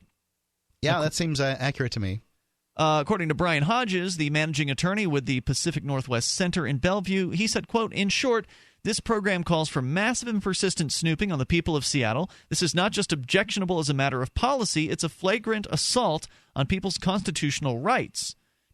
Some judge is going to uphold this stuff, though. They're going to say, well, look, it's the government that's collecting the trash, the government that's sorting the trash. And you put it on the curb. It's anyone's game in some states. Yeah. Now, in New Hampshire, I'm told that's not the case in New Hampshire. I'm told that if you put something out on the curb and it's in, a black garbage bag or something that's opaque, that it's still technically your property because you've hired someone private to take that away from you because it's not being done by the government. Probably the government true. has no right to go through. But I can tell you municipalities all across America are giving up glass recycling. And the reason they're doing it is because it's just too expensive. It doesn't make financial sense. Currently, there's enough, silica out there, sand, that they can just make more glass. Yeah, make cheaper. more glass more cheaply, and that it's just easier to throw it in the ground or crush it and use it as substrate. I think that's the best use for it personally, is just to smash the glass up and then use it as often they'll use it like foundations for houses or whatever. Interesting. In the same places that they would use sand, they'll use crushed glass as substrate. Because it could turn back to sand over time, right, or something? No, it won't turn back. It's just good for a substrate. Okay, gotcha. Yeah. It drains well and that kind of thing. Jeff Steyer, New Yorker and senior fellow at the National Center for Public Policy Research, congratulated Seattle residents, saying, "I wish I'd thought of that idea myself. I live in New York City. We have extremely strict recycling laws. They're moving toward requiring composting as well, first in sports arenas and restaurants and hotels, and then in homes as well. As a New York City resident, I must recycle," he said. "If I don't recycle, there will be a $25 fine the first time, a $50 fine the second time, a $100 fine for the third violation, and a $500 fine for 4 or more violations within a 6-month period." Readers may be wondering how sanitation officers determine if someone is violating recycling laws. They feel your garbage bags. If they feel there is a recyclable item in your trash bag, they will open it up and check. Then that becomes probable cause because they felt it. They can't give you a fine without knowing what's in there. So they're looking into your garbage in order to give you a fine. So according to the story, there is an update. Last Wednesday, as a result of the lawsuit, King County Superior Court Judge Beth Andrus ruled that Seattle's ordinance allowing garbage collectors to look through people's trash to make sure food scraps aren't going into the garbage was, quote, unconstitutional and void, unquote. Where do food scraps go now? They can go into the garbage. Okay, they can. The judge overturned the Seattle ordinance saying that they couldn't. So Seattle was trying to stop people from putting food scraps. So they were in saying garbage. that composting now is mandatory? That's what they were trying to do, but the ordinance has been overturned by See, I Superior wouldn't want Court. to do meat composting. I wouldn't That'd be want really bad. Animal products. I wouldn't want to do that in my own personal Critters are going to get in there, and they're going to spread that They're going to be everywhere. very interested. We do plenty of vegetation for composting at my house, but not animal products. Well, now it sounds like New York is moving towards mandatory composting. So now you're going to have a lot of these places are going to do that, as though it's a real problem to pick up food scraps and take them to the dump. Oh, this is going to be terrible for the dump to have food scraps in it that are going to deteriorate and turn into dirt relatively quickly. Right. It just makes no sense.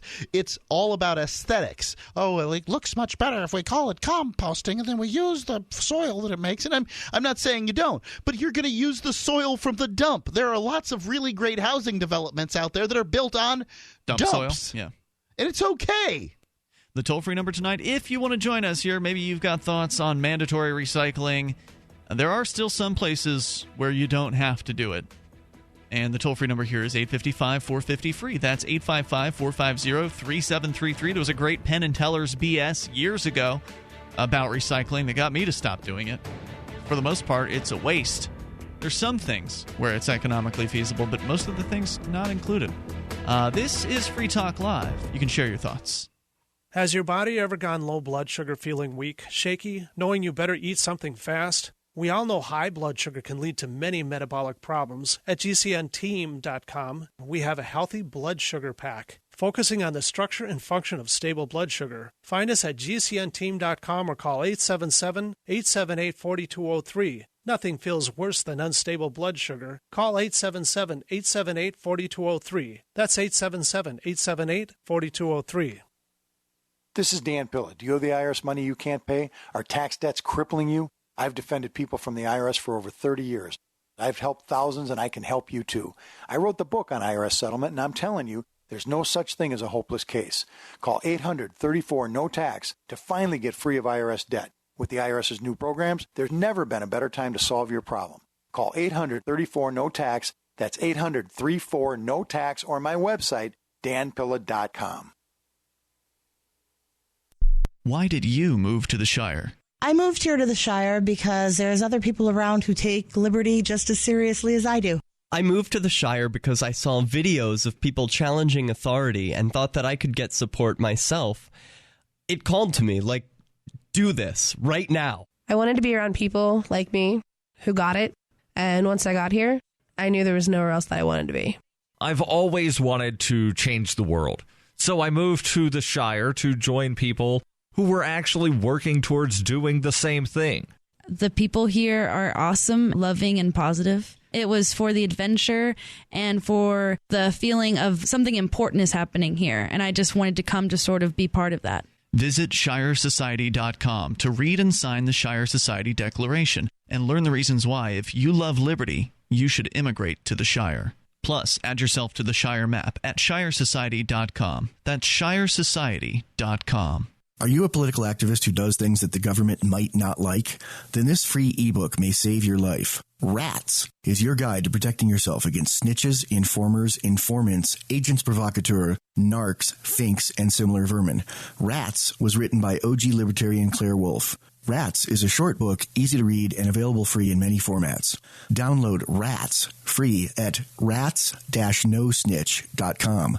That's rats-nosnitch.com. Free Talk Live has partnered with Amazon, the largest internet retailer. Imagine a department store category, and Amazon has it. Books, electronics, office products, furniture, jewelry, automotive, toys, clothing, sporting goods, and dozens of other categories. Now you can shop and support Free Talk Live by entering Amazon through our website. Go to shop.freetalklive.com, and Amazon will send us a portion of your purchase. You're going to do the shopping anyway, so remember to enter through our site at shop.freetalklive.com. That's shop.freetalklive.com. So the protection of life, liberty, and property is what the Free State Project is all about. But it's an effort to move 20,000 people who understand. It's about demonstrating to the entire country that, yeah, we can have a free market, a truly free market. Making it just a freer, great place to live. It's the world's largest voluntarist libertarian community, and it's only getting bigger. That's amazing, to be able to move to a place where other people passionately believe in being free and independent. What the Free State Project is managing to do, though, is to put their money where their mouth is. It's physically getting up across the country and saying, let's go someplace and let's demonstrate the power of these ideas. There's a lot of kind of philosophy that surrounds liberty. There's a lot of thinking about it and talking about it. But here in New Hampshire, people are doing it. 101 Reasons Liberty Lives in New Hampshire, a documentary by Free State Project Early Movers. Watch it free at 101reasonsfilm.com. 101reasonsfilm.com. Do you love Twitter? Make sure you favorite the LRN.FM Twitter account so you can receive our tweets at twitter.lrn.fm. That's twitter.lrn.fm.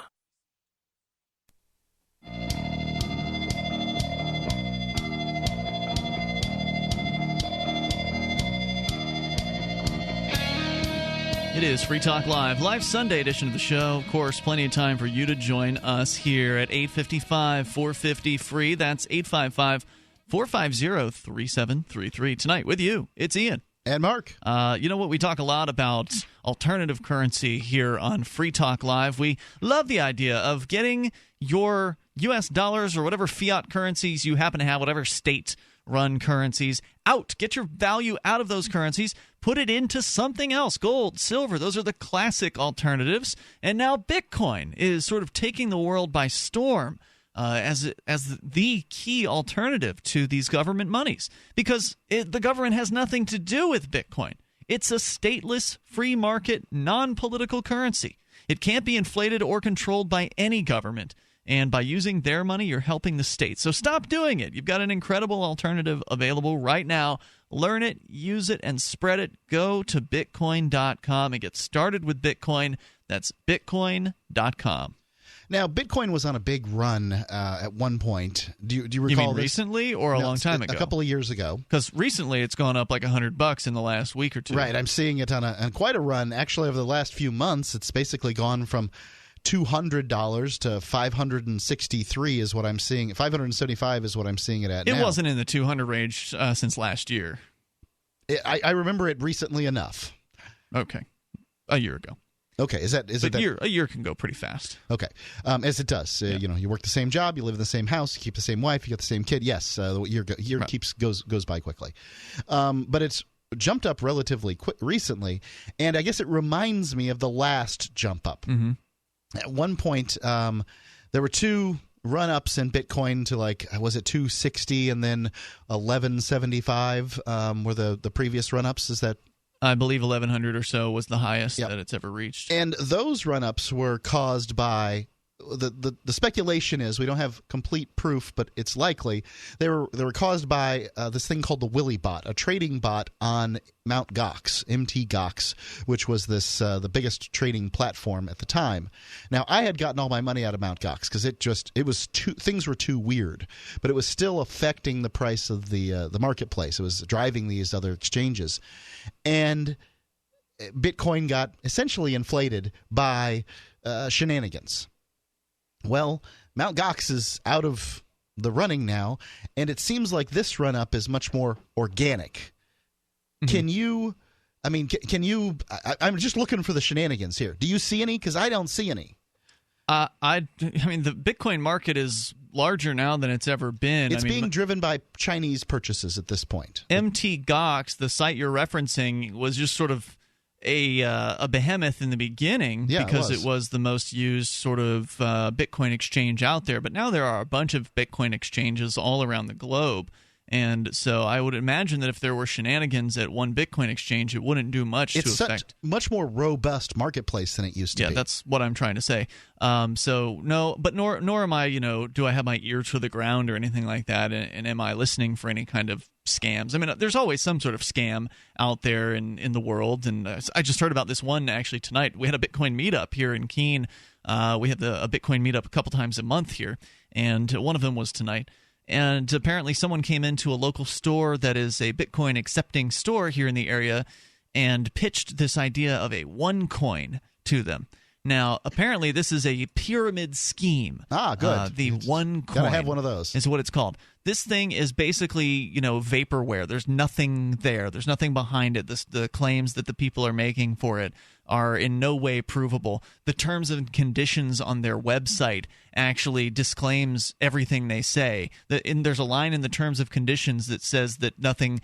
And I wish I had it in front of me. I didn't know we were going to talk about this, but I was reading an article about it, and there's actually a line in the terms and conditions that basically says we can't warrant that any of the information on this website is true, accurate, or in any way believable. Essentially, Great. So they basically in their terms and conditions disclaim every single claim that the site makes. And in fact, you can't even find this OneCoin, on the lists of altcoins. There are websites like coincap.io that list the hundreds of these alternatives to Bitcoin. There are a bunch of other coins out there, digital currencies, that are trying to top Bitcoin.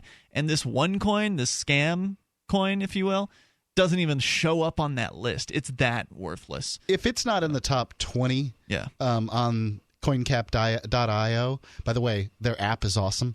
Yeah. I'd rather get I prefer their app over their website. The website looks nice. I mean, the app's cool too. The website's fine. I guess I love the My Altfolio section of their app. I just think that's particularly useful and interesting. But if it's not in the top 20, 25 or something, I would just dismiss it out of hand. I'm leery of altcoins generally, and they've got to kind of prove themselves to me. Yep. But Bitcoin had to prove itself to me too.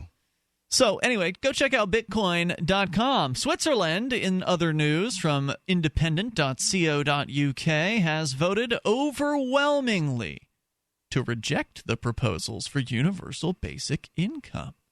Which is interesting, right? Because people look at some of these Nordic countries as these icons of socialism. Yet, when given the opportunity to create an even more socialized kind of program, guaranteed income for every single person in the state in Switzerland, it was rejected by 78% of the voters. According to Switzerland. Yeah, according to the projections from the national broadcaster SRFI, had it passed, anyone legally residing in Switzerland would have received suggested basic income of 2,500 Swiss francs, I believe is what SFR stands for. It's about 1,700 pounds every month, whether they worked or not. 1,700 pounds is like $2,000. Supporters of the basic income had said that half the work done in Switzerland is unpaid, such as housework and care in the community. They stated that such income would help this work become, quote, more valued, unquote. Critics attacked the concept as there was no plan of how to fund the costly policy, something supporters said was the responsibility of Swiss parliament. Indeed, no parliamentary party came out in favor of the policy. One of the key issues in the referendum, I thought the proposal, didn't we talk about this before? Yeah. Where the proposal was that they were going to stop welfare? So the thing is the proposals, the devil's in the details on these basic incomes. Oh, yeah. Now, Milton Friedman, the storied, conservative or libertarian economist, he proposed this. He called it the negative income tax. He proposed this, but only in the absence of other government welfare services. And I think that it may be more efficient. That's why I might, maybe you can convince me, because it's more efficient. Well, apparently right? It didn't convince the Swiss. Sure, because they don't want somebody to sort of the fact is if you give money to a certain type of person, they're going to lounge around, use it to do whatever they do, drugs or whatever. Yeah, they're going to inject it or snort it or smoke it. And then you're going to have to deal with them when they're done, right? So then they have some kind of medical episode. You're like, hey, we don't give free medical care here to losers anymore. We'll just put them out. Well, I don't want them in my house. All right, we'll lay them on the sidewalk, right? So I mean, that's not okay. Yeah, it gets difficult to decide what to do with these people. So you have the socialized fire department or EMS or a rescue service coming to somebody's house to deal with the the person who's had the overdose, who gets the socialized care. I mean, maybe you don't even have socialized fire department services at that point. You probably shouldn't. If you're going to give a basic income to people, they should be allotting a certain amount of that income to, I don't know, ambulance services if they need it. Yeah, that's going to happen. At that point, you've got capitalistic or free market ambulance services that come and just move the body out of your house if you don't want it there and lay it where? I don't know, the park. It gets very complicated. One of the key issues in the referendum had been the view put forward by the right-wing Swiss People's Party that the new policy would cause wide-scale immigration due to Switzerland's agreement to the free movement of people with all 28 EU member states. SVP spokesperson Louis Stam told the BBC, theoretically, if Switzerland were an island, basic income would be possible. You could cut down on existing social payments and instead pay a certain amount of money to every individual. But with open borders, it's a total impossibility. If you would offer every individual a Swiss amount of money, you would have billions of people who would try to move to Switzerland. Your thoughts are welcome here. We can talk more about the vote against basic income in Switzerland. 855-450-FREE. Today, how to incorporate your business in just 10 minutes so you won't lose everything if you get sued. Step 1, stop putting it off. If you're not incorporated and someone sues your business tomorrow, it's not just your business at risk. You can lose everything: your home, your car, even your life savings.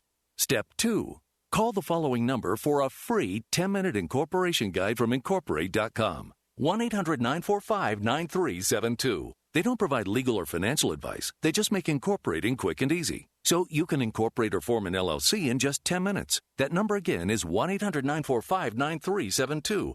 Step 3, congratulate yourself. By taking just 10 minutes to incorporate your business or form an LLC, you protected your home, your car, and your life savings. And that is how you incorporate your business in just 10 minutes. But hurry while they're still giving away these 10-minute incorporation guides for free. Call 1-800-945-9372. That's 1-800-945-9372. Are you worried about your mom or dad living alone in their house? Hi, I'm Joan London.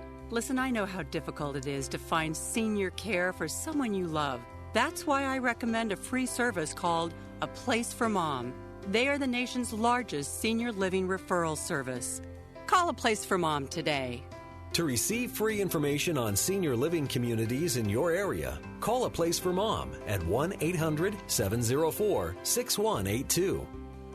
A Place for Mom offers free one-on-one advice from local advisors and a personalized list of senior living communities you can visit. If you have questions about senior care for your mom or dad, there's a place for answers, A Place for Mom. Call A Place for Mom in the next 10 minutes to get your free ebook on financing senior care as well as free information on senior living communities in your area. Call 1-800-704-6182. That's 1-800-704-6182.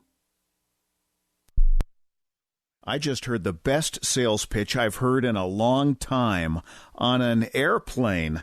The flight attendant announced, "If you paid more than $75 for your round-trip ticket, you overpaid." This is brilliant because everybody on the flight paid more, and I was struck by how all the road warriors stopped typing and reading and working and looked up. The announcement invited us to apply for the airline's credit card, and the sign-up bonus, enough frequent flyer miles for a free round trip. Talk about turning lemons into lemonade. With some banks offering free credit cards, $75 is an outrage for an annual fee, but a bargain for airline tickets. For more tips on communicating more effectively, hit survivalspeech.com, where you can see how I got the CEO of another major airline to shower me with freebies. I'm Holland Cook. The three most important things you can do for Free Talk Live are: 1, share one episode a week on Facebook or in some other social networking site. 2, buy the things you buy online through shop.freetalklive.com. 3, give $5 a month to the AMP program. It's my firm belief that Free Talk Live's AMP program is the best use of your charitable dollar among liberty-oriented organizations. Support all the organizations you love, but make sure you give $5 a month to AMP at amp.freetalklive.com. This is your Robertson Roberts Brokerage Daily Precious Metals Update. In early trading Thursday, gold is even at $1,215 per ounce. Silver is 6 cents higher at $16.07 per ounce. Bitcoin is trading at $533 US.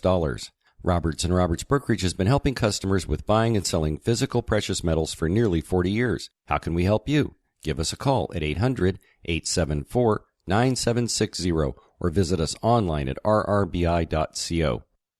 Listen to LRN.FM on any phone, anytime. 641-552-5046. That's 641-552-5046.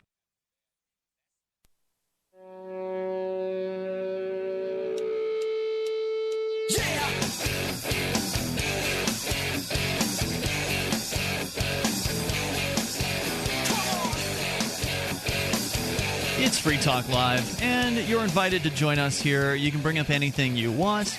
The toll-free number is 855-450-FREE. That's 855-450-3733. If you like Free Talk Live, you want to help support the show, then you can shop with us. Just go to shop.freetalklive.com and enter Amazon through the links you'll find there. Whatever it is you buy, we'll get a cut, because that's just what they do. They send us a portion of their profits when you enter through shop.freetalklive.com. It's the same great Amazon experience you're used to, with the shipping deals that you're used to, the reviews, the huge selection, all of that, the Prime. Just get your shopping started at shop.freetalklive.com. We were talking about the Switzerland vote, where 78% rejected, according to projections. I guess it was going on this weekend. 78% rejected the idea of the basic income of about $2,000 per month, 2,500 Swiss francs, around 1,755 British pounds. I find this very interesting because it's basically a rejection of the notion of positive rights generally. So what is a positive right? A positive right is a right that requires something from someone else. So a right to an education, a right to medical care, a right to a variety of things. It would be considered a positive right. A negative right is the right to be left alone. Yeah, essentially what you can generate from yourself. So freedom of religion. Your religion is your own because your mind is your own. Mm-hmm. Your freedom of speech. Your speech is your own because your voice box is your own. Freedom to travel. Your legs are yours as long as you're traveling where you're allowed to travel. You're not traveling across somebody's vegetable garden or something like that. The right to peacefully assemble, all these things don't require anything from someone else. So the right to an education, well, that requires somebody to pay for that education. It requires a teacher. There are public schools minimum. Here in the United States. We have, the standard is a public school. So it's a government-funded school that is generally the worst in its given grade and district. So if you look for the worst school that has a particular grade, say third grade, you look for the worst third grade class in a given school district, that third grade class is likely operated by the government. And then they force everybody in that district to pay for that third grade so that the poor people can get an education. Well, frankly, if you look in that third grade class, the people that are in it are not the poor people. They're generally the middle class people. So it's just a particular mess, but somebody has to pay that teacher. Usually that teacher is paid more than the teachers at the other third grade classes. So you can see that paying more doesn't result in better teaching. It just results in sloth by the looks of it.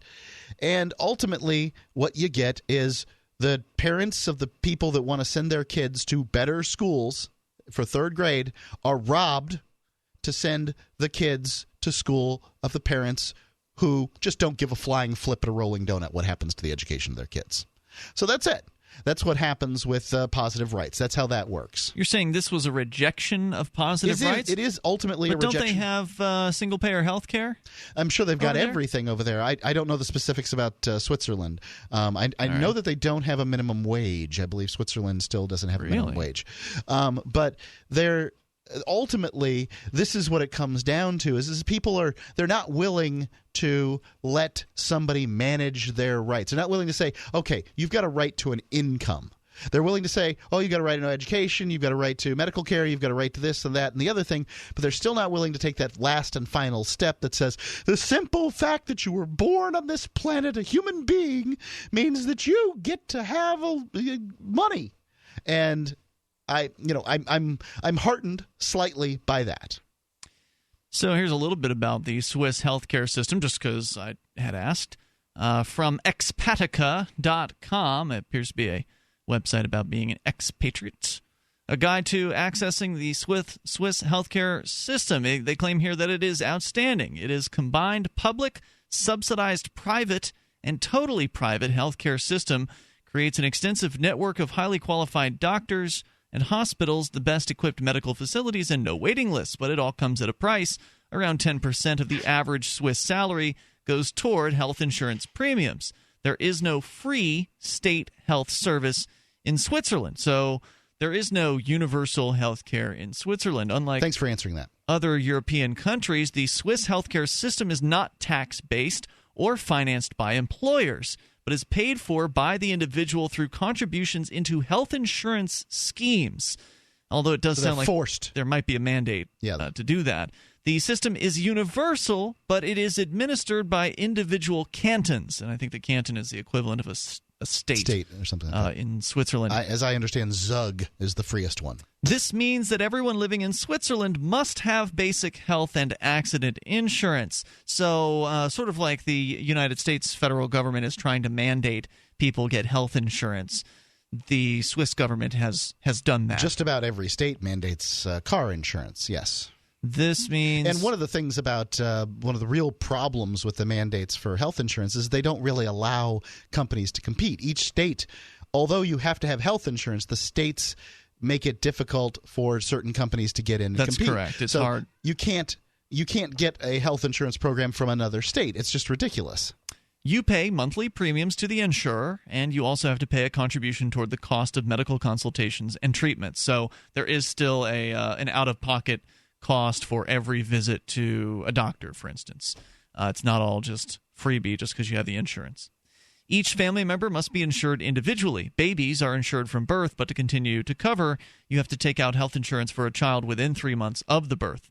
Children don't need to be insured by the same company as their parents, and as of 2014, an adult pays around CHF 400. Don't know what the CHF stands for, in health insurance premiums.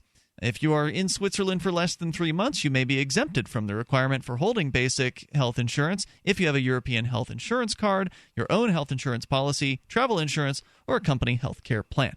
So there you go. A little bit more information about the article goes on, obviously, but just give you a little more info about Swiss healthcare. So apparently it is not the universal one-size-fits-all system, but still government-mandated insurance coverage. Yeah, I guess that basically they're just trying to prevent somebody from becoming a problem for others.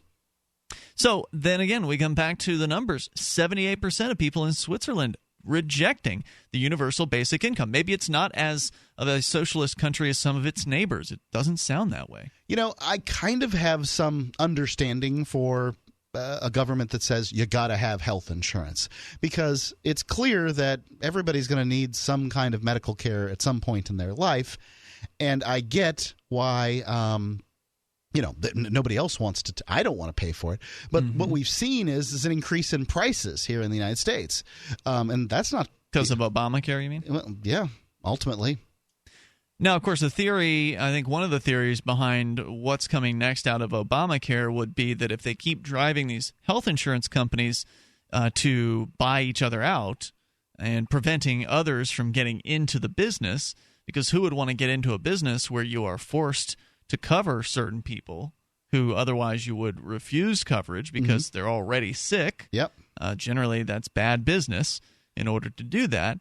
The idea being that eventually they'll drive health insurance companies to further consolidate and ultimately to go out of business, because if they continue to have to accept by government mandate customers that are an expense, then that's going to make it too difficult for them. They're going to have to raise prices to the point where it'll be insane. Well, some people really believe that you can get sick and then go get insurance to get it covered, and it's just... That apparently is, I believe, what the law authorizes, doesn't it? Well, now you're going to get fined if you don't have insurance. Yeah, well, that's if you pay taxes. Well, that's true. If you not just if you pay taxes, but if you file income tax forms. That's what I mean. You will be fined if you don't have health insurance. Yeah. That's why Liberty Health Share at libertyhealthshare.org or joinlhs.com is so great. So if you want to join us here and bring up whatever's on your mind, you can do that. Our toll-free number is 855-450-FREE. There's other interesting news from the international front where the new president-elect in the Philippines, Duterte, who we've been talking about since his election and just before his election, he's sort of called the Trump of the Philippines, is now arguing that, or now telling the people of the country to just go ahead and kill people that they consider to be drug dealers. He says he has their back if they do that. So we can tell you more about... That means that, some people are going to get killed, and then he's not going to have their back. That's probably the case. But ultimately, he has promised to just execute criminals, Mark, and then have his police execute criminals, suspected criminals, and then that he will pardon the police who do that. So maybe he's going to offer pardons to people who might pardon the police, are killing drug dealers in the streets. Our toll-free number is 855-450-FREE. More about the madman in the Philippines and the other guy, Trump. What's the latest with him? There's apparently a war on press freedom going on in the Trump camp. This is Free Talk Live. Share your thoughts on whatever you want. For Bitcoin to be ubiquitous, people need to use it. For people to use it, they must have it. How can we get Bitcoin into more hands? Well, tipping might be a great way. What if you could include a bonus Bitcoin tip along with your regular tip to a server? What if that Bitcoin returned to you if unclaimed after 30 days? An attractive business card-sized Bitcoin tip that is easily claimed, gives instructions on wallets, spending, and returns to the user if unused? Tip.freetalklive.com. Tip.freetalklive.com. Here's a good idea. When you have a legal matter like creating your will or legally setting up a business with a corporation or LLC, you don't necessarily need a law firm. Use LegalZoom.com. At LegalZoom.com, you answer straightforward questions online, and they take care of the rest. They even review your answers for common mistakes and guarantee your satisfaction. Free Talk Live listeners, you'll get 10% off your order by typing in FTL in the referral box at purchase. Don't procrastinate with these important legal documents. LegalZoom.com. If you want to move to the free state and you're looking for some real estate. Oof, I think we've all had enough of that jingle, don't you? If you're going to invest in property in New Hampshire, it just makes sense to support a Liberty-friendly realtor. Call Mark Warden of Team Porcupine Real Estate for investment property or rentals in the Free State. Or visit his website. Come on, you know it. PorcupineRealEstate.com. You can listen to Free Talk Live on the radio, podcast, satellite, webcam, and our live streams. But did you know you can listen to Free Talk Live from any phone, anywhere? Add this number to your phone, 213-493-0308. It's a long-distance call, so make sure you're familiar with your phone's calling plan. The listen lines are airing the latest episode of Free Talk Live 24 hours a day, including our live shows. Call 213-493-0308. That's 213-493-0308. You're listening to the live edition of Free Talk Live. Hour number 3 is next after the news here on the Liberty Radio Network at LRN.FM. From Keene in the Shire, the Liberty Media capital of the world, this is Daryl W. Perry, host of FPP Radio News for Sunday, June 5th, 2016. Silver is trading at $16.41 per ounce. Gold is valued at $1,244 per ounce. And according to BitcoinAverage.com, the average price of Bitcoin is $576. Antiwar.com reports after the U.S. trained and armed Iraqi military collapsed in the face of the Islamic State offensives in 2014, the U.S. embarked on a broad effort to retrain and reorganize the military. 17 months into this effort, U.S. officials are increasingly admitting the effort is another failure. Retired Lieutenant General Mick Bednarik, who commanded the U.S. training mission until last year, said the Iraqi army has not improved much, saying the big problem is a lack of recruitment and retention to the Iraqi forces, adding the U.S. officers are ready to train who shows up, but are never sure who that's going to be. Other U.S. officials complained that the Iraqi military's commanders are too cozy with the Shiite militias they so heavily depend on in the war, and that many of the U.S. arms being transferred to the Iraqi military, either because of corrupt commanders or outright robbery, end up in the hands of these militias. Iraqi Defense Ministry officials defended this, saying the militias are an official body connected to the armed forces, though indeed the fact that the Iraqis are still so heavily dependent on the militias for serious combat underscores just how weak the proper military remains. The militias have been heavily criticized by human rights groups, with many cases of liberated Sunni towns being left under the control of Shiite militias who engage in looting and violent retaliation against suspected the Islamic State supporters. Bitcoin Not Bombs is a launching pad for nonprofits and social entrepreneurs into the financial freedom of the Bitcoin economy. Bitcoin Not Bombs offers premium publicity campaigns designed to facilitate an organization's adoption of Bitcoin as a payment system and to fully capitalize on that decision in their fundraising efforts. Bitcoin Not Bombs is fully committed to being the hub of the nonprofit sector of the Bitcoin economy, maximizing the potential cross-promotion of all our clients and commercial partners. To learn more, visit bitcoinnotbombs.com. UPI reports Secretary of State John Kerry publicly condemned the editing of a State Department press briefing video discussing the Iran nuclear deal as stupid, clumsy, and inappropriate. Speaking with reporters while in Paris on Saturday, Kerry said he wants to find out exactly what happened and why, saying he does not want the person who called for the edit to continue working at the State Department. Meanwhile, congressional Republicans have reportedly demanded the release of documents corresponding to the briefing and called for an investigation, according to the Wall Street Journal. Kerry also called for an investigation into the matter. Last week, the State Department said a video editor was asked to edit out about 9 minutes of a 2013 press briefing with then State Department spokeswoman Jen Psaki discussing negotiations with Iran. The clip reportedly had a Fox News reporter asking Psaki whether Obama's administration had been untruthful about secret talks between the United States and Iran. In reply to the inquiry, Psaki said sometimes diplomacy needs privacy. Although the clip was edited, the full transcript of the exchange remained intact. State Department spokesman John Kirby said the request for edit was made by an unknown U.S. official. The technician who followed through with the task could not recall who it was.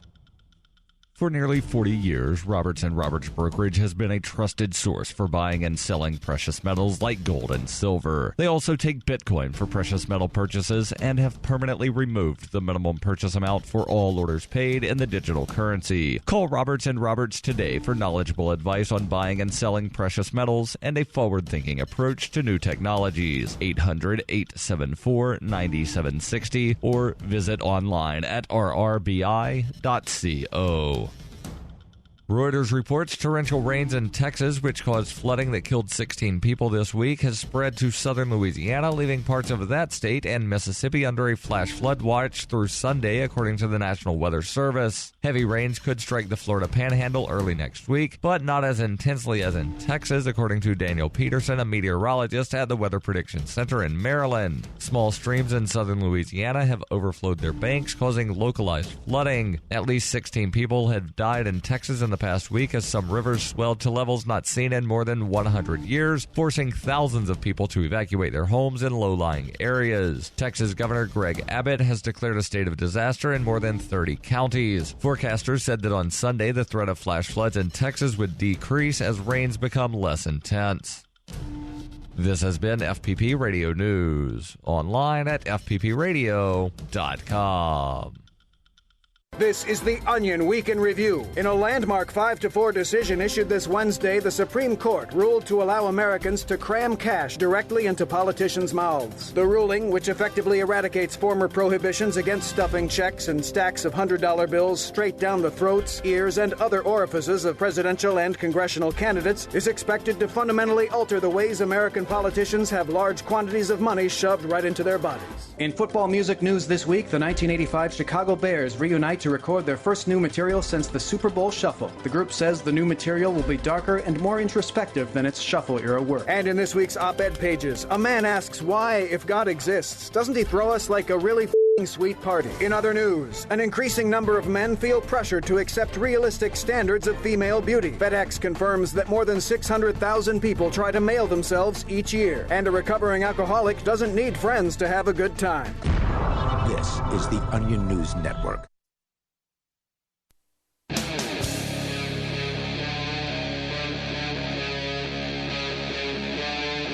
Free Talk Live. It's Free Talk Live. We're launching into the third hour of the live Sunday edition of the program. Of course, as always, you can bring up whatever's on your mind. Just dial in toll-free to join us here with you. It's Ian. And Mark. The toll-free number is 855-450-FREE. That's 855-450-3733. Or Skype in at Skype username LRN.FM. Duterte is at it again. The story from the Associated Press out of Manila in the Philippines. Manila. I've heard it's pronounced Manila. Anyway, the Philippine president-elect has encouraged the public to help him in his war against crime, urging citizens with guns to shoot and kill drug dealers who resist arrest. They allow citizens with guns there? And fight back in their neighborhoods. In a nationally televised speech late Saturday, Rodrigo Duterte told a huge crowd in the southern city of Davao, which is where he's the mayor. So he's still the mayor, and then at the end of this month, he'll become the president. I see. He's president-elect. He told a huge crowd in the southern city of Davao that Filipinos who help him battle crime will be rewarded. He said, quote, Please feel prison cells, apparently. What's that? With prison cells, apparently. Please feel free to call us, the police, or do it yourself if you have the gun. You have my support, said Duterte, warning of an extensive illegal drug trade that involves even the country's police. If a drug dealer... So you're saying I can shoot one of the drug-dealing police and you'll support me. Sure. Thank you, Duterte. Oh, I saw him reach into his pocket. I assumed he had drugs. That's probably a valid excuse for the police to kill someone. Oh, sure. But it probably wouldn't work for the average Probably people. not. If a drug dealer resists arrest or refuses to be brought to a police station and threatens a citizen with a gun or a knife, you can kill them, Duterte said. Shoot him and I'll give you a medal. Now, that's a lot of qualifiers. The drug dealer has to resist arrest or refuse to be brought to a police station and also further threaten someone with a gun or knife, then you can kill him. The 71-year-old Duterte won the May 9th presidential election on a bold promise to end crime and corruption within 6 months of the start of his presidency. That vow People think you could just be tough on crime and in crime. No, that's what you're right, and that it swept him into office. People were willing to ignore some of the more ridiculous and outrageous things this man said because they were so excited by this whole tough on crime approach. If that was the case, then places that had the lopping off of hands for stealing and that sort of thing would have no crime. Well, this is a place where I do believe there is the death penalty in the Philippines for drug dealing. I believe that it is one of the worst places in the world to sell drugs. Then they shouldn't have a problem with drugs, right? Yeah, exactly. They have the problem because people continue to demand drugs. So even in a situation in a society where there is the maximum penalty for drug dealing continues to go on because it's incredibly profitable. When you increase the penalty to death, it becomes actually more profitable to sell drugs because fewer people are interested in doing that business. If you think about it, it probably will. The fact that there's a death penalty involved will likely dissuade some from getting involved. Like selling a bag of weed probably isn't really worth it to most people if they know they can be put to death for it. But for the people for whom it is worth it, they will be able to They're going to be some real rough characters. They'll be the toughest of the tough drug dealers. You will not want to deal with these people. And further, these are the kind of people who you cannot care.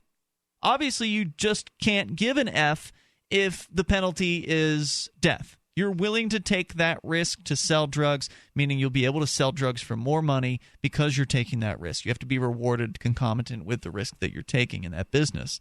Anyway, the vow resonated among crime-weary Filipinos, though police officials considered it campaign rhetoric that was impossible to accomplish.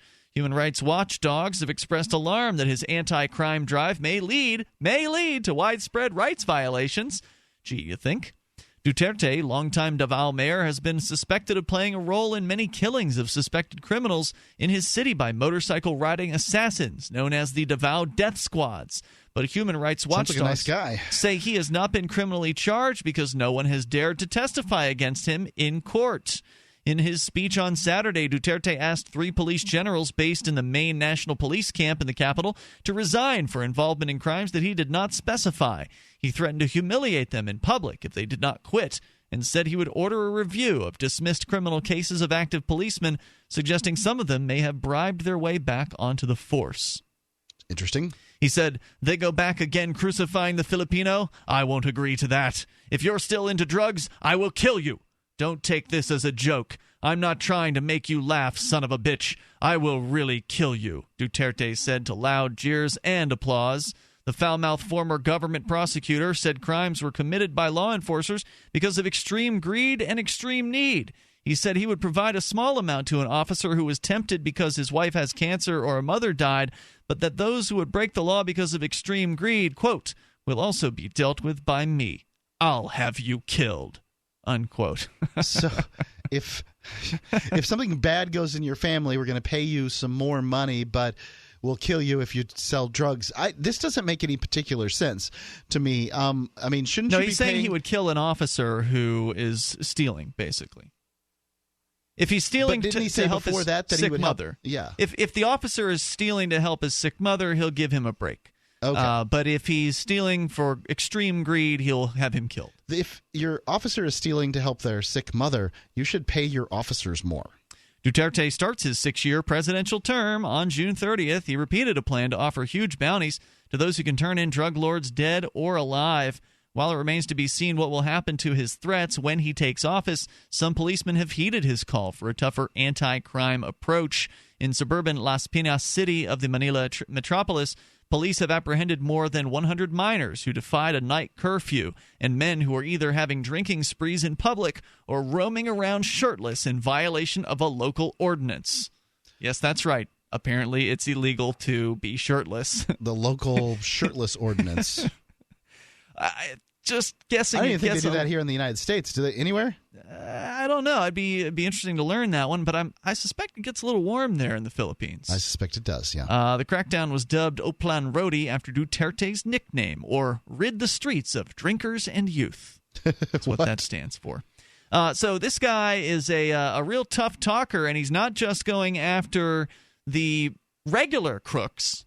That's the way he's making it look here, going to punish them with the death penalty, going to allow, he says, give people awards for shooting drug dealers in the streets. But further, he also is going after journalists, saying that what he considers to be corrupt journalists asked to be assassinated in the Philippines.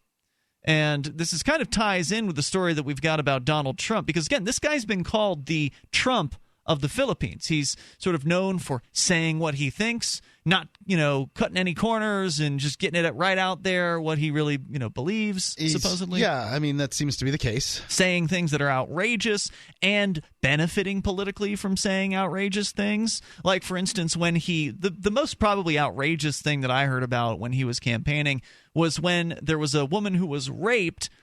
I don't know if she was murdered too, but she was definitely gang raped in a prison. He said that he wishes he would have had first crack because he was the mayor at the time and she was pretty. Wow. Yep. That's really inappropriate. He said that and then won the election for president. So anyway, that's who you're dealing with. Here's more about him. It's a fascinating character. Rappler.com has the story. Yeah, he's fascinating enough that he's gotten worldwide attention. I mean, this is the guy running for president of the Philippines. He won. Yeah, right. Big deal. His polling. How many presidents can you name of how many countries? I guess is right now. Yeah, right now, and I suspect the answer is fewer than 10. Definitely fewer than 10. There are about 200 countries, and you can name fewer than 10. The fact that you can come up with this guy's name shows that he is a big old loud braying jackass. Philippine President-elect Rodrigo Duterte said on Tuesday, May 31st, that corrupt journalists were legitimate targets of assassination. Of course, he decides who's corrupt. Yes, he does. And he amped up his anti-crime crusade with bounty offers on the deaths of drug traffickers. I'll tell you more about what he had to say about the assassinations of journalists and how deadly it can be to be a journalist in the Philippines. And it has been for a long time. We'll share the numbers with you here. It's pretty shocking. 855-450-FREE is our toll-free number, which, by the way, we are being broadcast, I believe, by Pirate Radio in the Philippines. So thanks for that. It's Free Talk Live. Are you suffering with hearing loss? Are you sick of people constantly complaining that your TV is too loud? Are you tired of asking people to speak up? Would you like to hear more clearly, but you don't want to wear a hearing aid that makes you look old? Then you need to try Listen Clear, a life-changing breakthrough precisely designed by top audio engineers to fit your ear almost invisibly. And you can adjust Listen Clear to find the perfect way to hear everything, wherever you are and whatever you're doing. And right now you can try Listen Clear absolutely risk-free with free shipping. We'll even give you free batteries for life. So call now, 1-800-719-9349. Listen Clear is lightweight and completely hassle-free, and it's practically invisible. Call for your 100% risk-free home trial with free shipping and free batteries for life. For free information, call now, 1-800-719-9349. That's 1-800-719-9349. 1-800-719-9349. Think about this. Your community's aging water infrastructure systems are very likely to be contaminated with heavy metals like lead, disinfection chemicals like ammonia, chlorine and chloramines, and pharmaceuticals like statins, pain meds, and antidepressants. And no, water treatment plants are not equipped to filter these pharmaceutical toxins out. Protect your family's water supply with the trusted Big Berkey water filter. New NSF EPA certified lab tests show Big Berkey water filters remove chloramines, pharmaceuticals, BPA, pesticides, bacteria, and viruses, all forms of fluoride, and much more. Big Berkey water filters are the original and most trusted on the market, the gold standard in water purification, and our filters last for years at less than 2 cents per gallon. Big Berkey, the one powerful enough to purify stagnant pond water. Get your Big Berkey today. Call 1-877-99-BERKEY or click BigBerkeyWaterFilters.com. That's 1-877-99-BERKEY. Big Berkey Water Filters, for the love of clean water. Free Talk Live. It's written in legalese.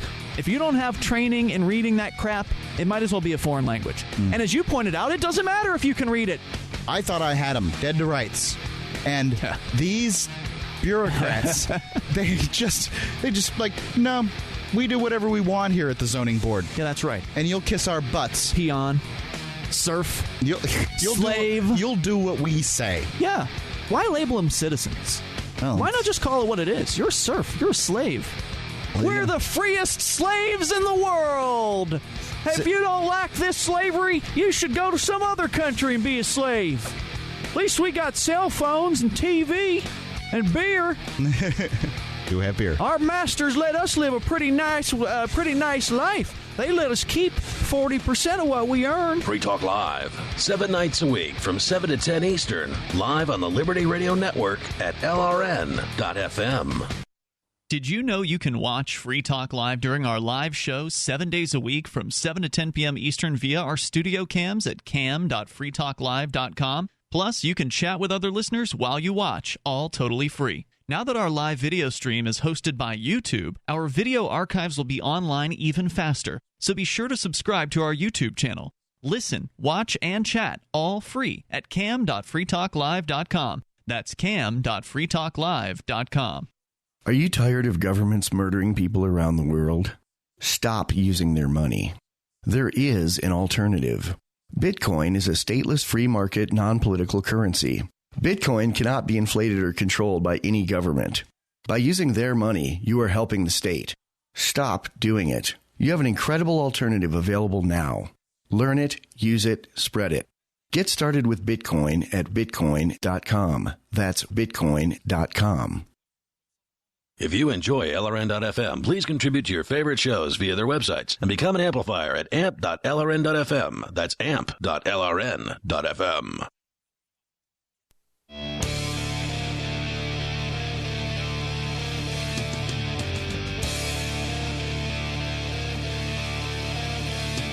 This is Free Talk Live, and you can join us here toll-free at 855-450-FREE, 855-450-3733. Bring up what you want. You don't have to comment on the Filipino president-elect Rodrigo Duterte and the crazy stuff that he says regularly, although we've got more. He does seem to be obsessed with it. On him here in moments. You can comment on whatever's on your mind. And you, as a free, beautiful, independent human being with inalienable rights, own yourself. You can do what you want with your own body and the product of your labor. All human interactions should be free of force and coercion, and we are free to exercise our rights, limited only by respect for the rights of others. Governments rely on force, and force is a poor substitute for persuasion. When you learn don't hit, don't steal, and don't kill, it wasn't unless you work for the government. Governments frighten us into thinking we need them, but we're moving past the status paradigm and rendering them obsolete. The Wisdom Within Freedom by Adam Kokesh will empower you to be more happy, free, and prosperous while putting you in a position to help shape our destiny. Find Freedom by Adam Kokesh in Dead Tree format on Amazon and available online for free at thefreedomline.com/freedom. Not so much freedom in the Philippines, with President-elect Rodrigo Duterte not only saying that people should just kill drug dealers when they see them in the streets refusing to go to prison. He also says that the police should just assassinate criminals in the streets. One of his big campaign promises was that if the cops are trying to do their job and they see someone they believe is a criminal, they should just kill them right there on the spot, thereby saving the time from having to go to court, to take them to jail, to process them, to book them, to put them through an expensive trial, put them in jail. That stuff's a real pain. It's an expensive cost. He just says, put a bullet in their head and then he'll pardon the officer who does that, basically asking all of his officers to be Judge Dredd. Yeah, and the whole Judge Dredd thing's it's fascinating, and it does seem to be the direction that law enforcement's moving. People at this point basically decide that if the charges have been brought against you, you must be guilty. Sad, but that is true. Giving the officers the power, essentially, to be judge, jury, and executioner. And people will cheer it on, which is why Duterte got elected in the Philippines. In fact, the more outrageous things he said, the more his popularity grew. The story from Rappler.com, and there's several variants of this piece. There's one part where they don't mention it in this part, but apparently he told members of the press to not F with him. And further said that assassination is completely fine, he believes, for members of the press who he considers to be corrupt. The story continues. The foul-mouthed politician has launched a series of post-election tirades against criminals and repeated his vows to kill them, particularly drug traffickers, rapists, and murderers. In a press conference called Tuesday to announce his cabinet in his southern hometown of Davao, Duterte said journalists who took bribes or engaged in other corrupt activities also deserve to die. Quote, "Just because you're a journalist, you're not exempted from assassination if you're a son of a bitch," Duterte said when asked how he would address the problem of media killings in the Philippines after a reporter was shot dead in Manila last week.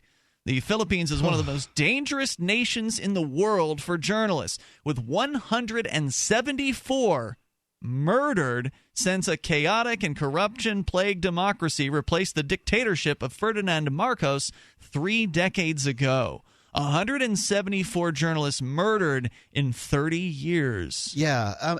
Is this just people just don't understand the value of journalism?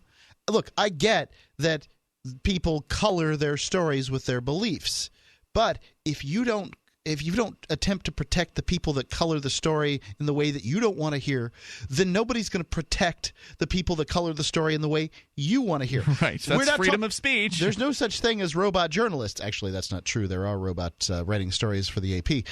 But you can't kill them. And ultimately, these people provide something to the marketplace. They're at least bringing to light issues. Yes, there are people who write stories that I'm like, oh my God, this is awful. I can't believe they would do that. But you don't have to share it. Right. You just ignore it and move on. Well, get this. Only a politician would care about journalists, by the way. The statements just get more ridiculous. Here's another one. You're going to love this one, Mark. Quote, this is Duterte, the president-elect of the Philippines. Quote, "Most of those killed, to be frank, have done something. You won't be killed." Everybody's done something. Hold on. "You won't be killed if you don't do anything wrong." Yeah, what a moron. What an absolute mouth-breathing moron. Now, of course, you're going to shoot me, Duterte? You're going to send over one of your motorcycle squads over here because I think you're a little loser. Well, you're a little sad little man who wants to kill people who disagree with you. What are you going to do about it, Duterte? He's probably not going to do much given that you're in Keene, New Hampshire. No, he's not. He's in the Philippines. But he, again, going on here, he said he's a little king in his little kingdom. Duterte also said freedom of expression provisions in the Constitution did not necessarily protect a person from violent repercussions for defamation. He says that can't just be freedom of speech. The Constitution can no longer help you if you disrespect a person. Jeez.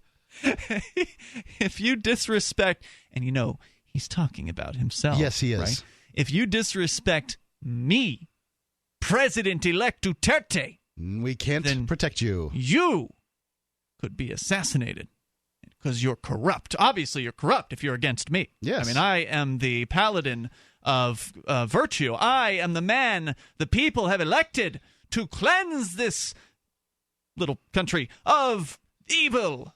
of criminals. Well, let's see how he does. Wasn't he supposed to eliminate crime in 6 months? In 6 months? Good. From the beginning of his presidency. So right now, still tough talk time where he's still gearing up. The presidency he doesn't take that seat until the 30th of June. So he's still got a few weeks to go here before he actually becomes president. But yes, so by the end of the year then, Mark, he should have wrapped everything up. It should be a really happy Christmas season where all of the people of the Philippines will be enjoying opening their Christmas gifts with glee because there's not a single criminal in the streets who will steal the children's toys from them or commit any crimes whatsoever. Does anyone believe that? I don't know. Going on. Duterte raised the case of Jun Pala, a journalist and politician who was murdered in Davao, again, that's where he was the mayor, in 2003. Gunmen on a motorcycle shot dead Pala, who was a vocal critic of Duterte. The murder of Mr. Pala has never been solved. I bet the police will be. Yeah, I bet the police worked real hard on that case, too. I'll bet, yeah. If you're an upright journalist, nothing will happen to you, said Duterte, who has ruled Davao as mayor for most of the past 2 decades and is accused of links to vigilante death squads. He says, the example here is Pala. I do not want to diminish his memory, but he is a rotten son of a bitch. He deserved it. Oh, God. Dear God. Can you believe he actually said, I do not want to diminish his memory prior to that? This guy is simply a gang don. He's just a mob boss. And people love him. Elected overwhelmingly. There you go. He said $64,000 would be paid to law enforcers for killing drug lords with lesser amounts for lower-ranking people in drug syndicates. He's just giving out bounties. So there you go. Toll-free number here, 855-450-FREE, 855-450-3733. Is Trump as bad as Duterte, but just not letting on? This is Free Talk Live. Are you worried about how dangerous the world has become? In these days of terrorist attacks, natural disasters, or even a future collapse, you need to be medically prepared to keep your family safe. I'm Joe Alton, MD of store.doomandbloom.net, where you'll find an entire line of uniquely designed medical kits and supplies for when help is not on the way. For everything from individual first aid kits to the ultimate family medical bag, go to store.doomandbloom.net today. That's store.doomandbloom.net. You'll be glad you did. Hunters, anglers, campers, and survivalists. Get back to nature. Expand your horizons with the highest quality, most versatile, unique slingshots and sling bows on the market at slingbow.com. Slingbow products are compact and models start from just $17.98. They're perfect for your bug-out bag or storing in your vehicle. Give yourself and your loved ones the excitement and tradition of Slingbow. A new frontier in archery and truly modern twist on this primitive survival tool. Feel the thrill only at slingbow.com. I've been told no in many different ways. I give you an order and you're going to obey it. George, you can go this way. You can do that and you have to leave here. You cannot bring signs into the rally. Walk with me. Well, I'm comfortable here, actually. Whoa. Hey. Who do you think you are? Excuse me. There is no video and audio allowed in this office. No, I have work today. You ain't going to make it. Wait on account. Now. Wait a minute. Whoa. Hey! Oh my God! Unbelievable! Why are you running from me? Because you scared me. What am I being detained for? You're being served. What is this? You're being served. What is this? Bureaucrats have a funny way of telling people no. That's the sound of the men working on the chain. Derek J's Victimless Crime Spree. Watch it for free and order the Director's Cut DVD at victimlesscrimespree.com.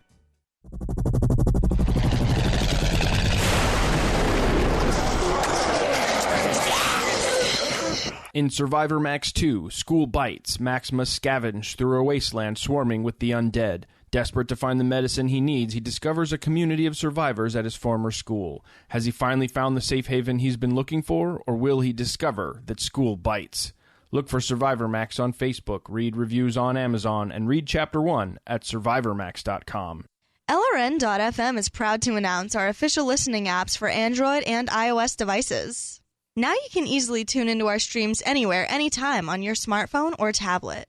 Just visit apps.lrn.fm or search for LRN.FM in the Android or Apple app stores. Please download, rate us 5 stars, then share the link on your social media, and let your friends and family know how you're listening to LRN.FM.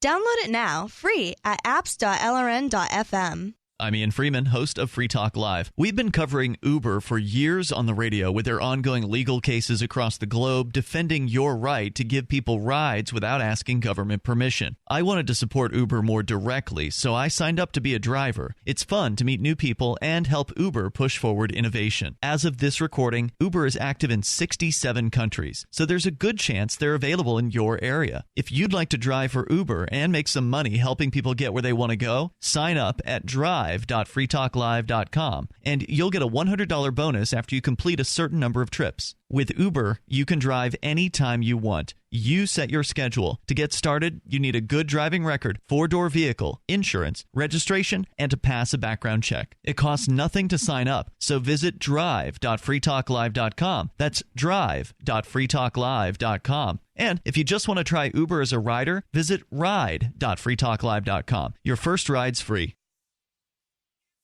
You can put the Liberty Radio Network on the air in your area. Visit broadcast.lrn.fm to learn how. Broadcast.lrn.fm.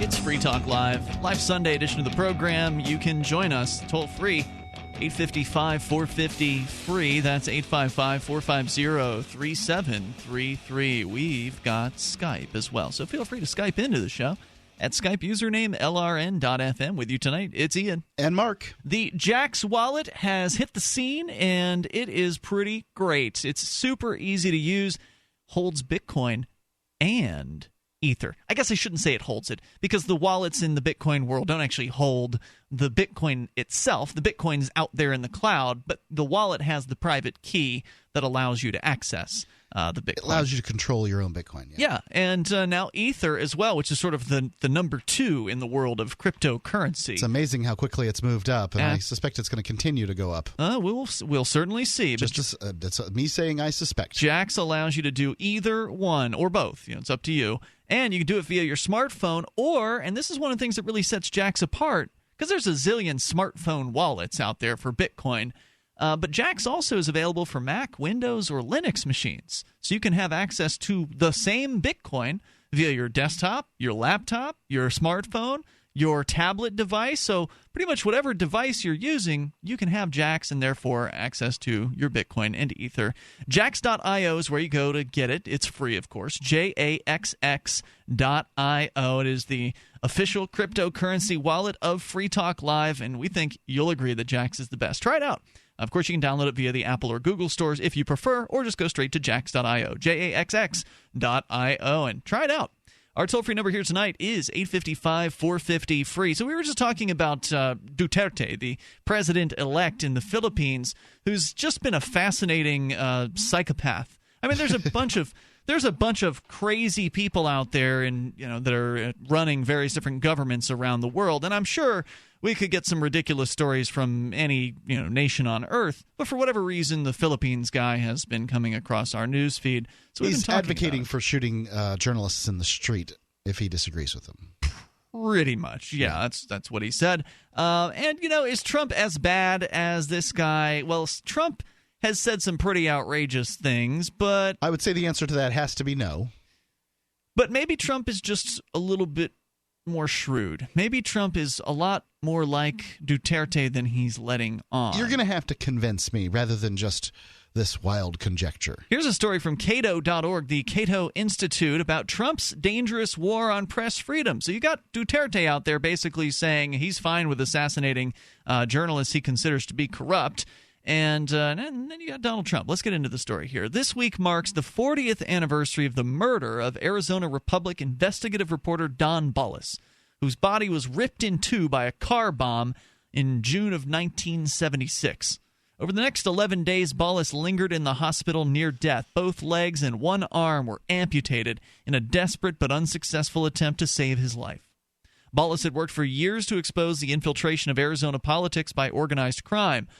He wrote long investigative articles about vast land fraud conspiracies that robbed the elderly of their life savings. He wrote about the bribery of politicians to facilitate these schemes, and wrote about the involvement of the mafia in Arizona's gaming and sports industries.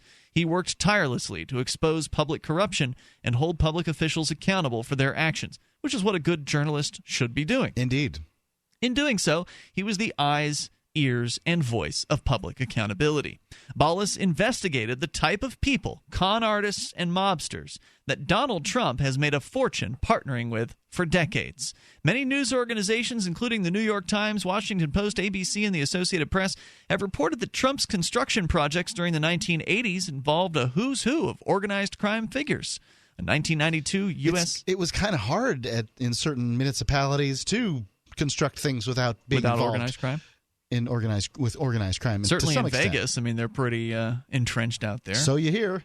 In 1992, U.S. Senate report on Asian organized crime revealed the Trump casino executives were prosecuted for receiving kickbacks from the Chinese triads.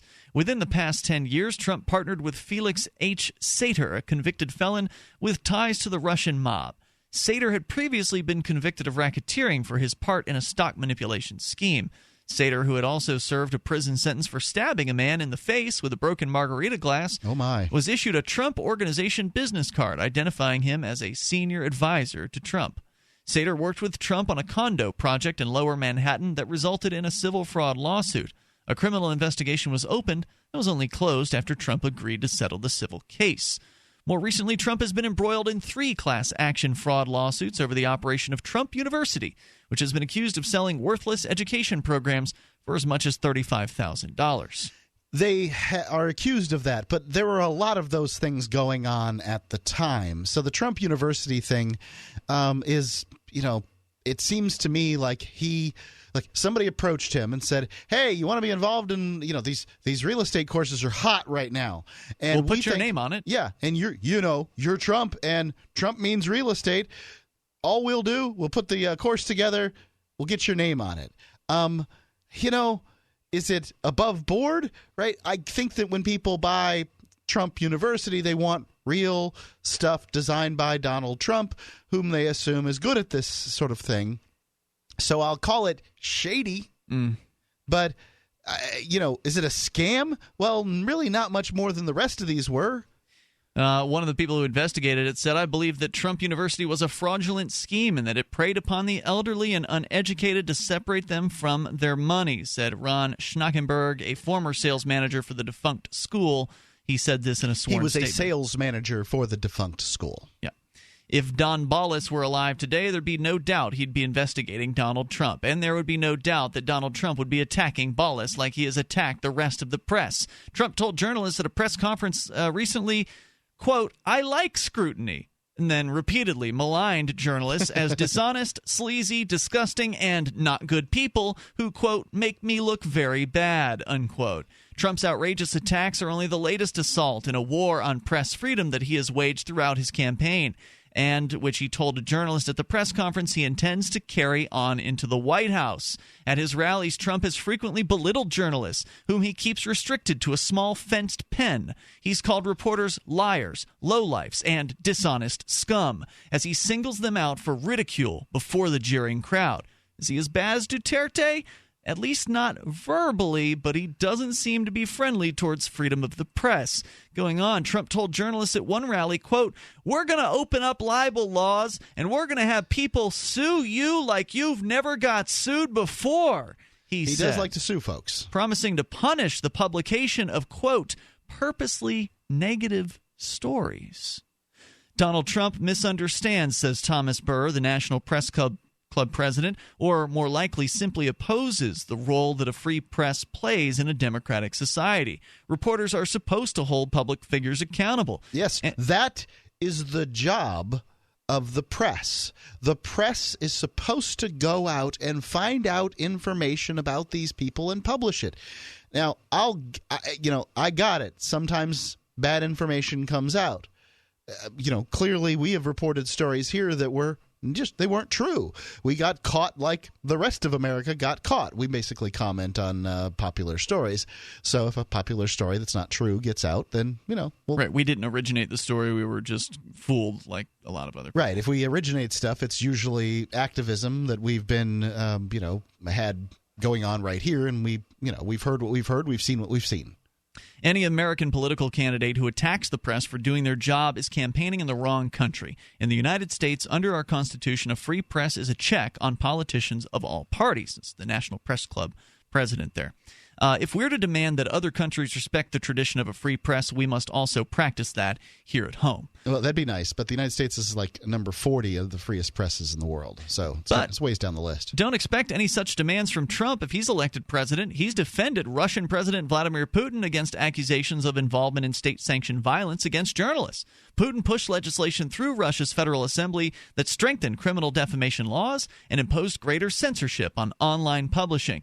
Putin has been described by Trump as, quote, a man highly respected within his own country and beyond, unquote. Yes, Putin respects Trump, and Trump seems to respect Putin. Our toll-free number here tonight, 855-450-FREE. So is Trump going to be as bad as Duterte if he gets elected? Well, there's going to be a lot of, more checks on him from inside the system, and without certainly more lawsuits and things like that against any potential changes to infringe on freedom of the press. But what he's saying isn't good.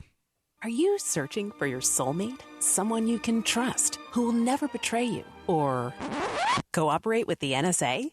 Stop searching. With EasyDNS, you found a keeper. EasyDNS does it all. Domain names, web hosting, and managed WordPress hosting. EasyDNS stands up for your internet freedom. And with servers in Canada, they do not cooperate with the NSA. Go to EasyDNS.com. You'll love their services or get a full refund. They guarantee it. And they accept Bitcoin. That's EasyDNS.com. DVD, books, music, instruments, periodicals, computers, software, electronics, photo, cell phones, office products, home and garden, bed and bath, furniture, kitchen, pet supplies, automotive, hardware, apparel, shoes, jewelry, grocery, healthcare, sports and outdoors, toys, games, used, and more. It's a department store at your fingertips. Shop.freetalklive.com. Get all your shopping done, get a great deal, and a portion of your purchase goes to benefit Free Talk Live when you enter Amazon via shop.freetalklive.com.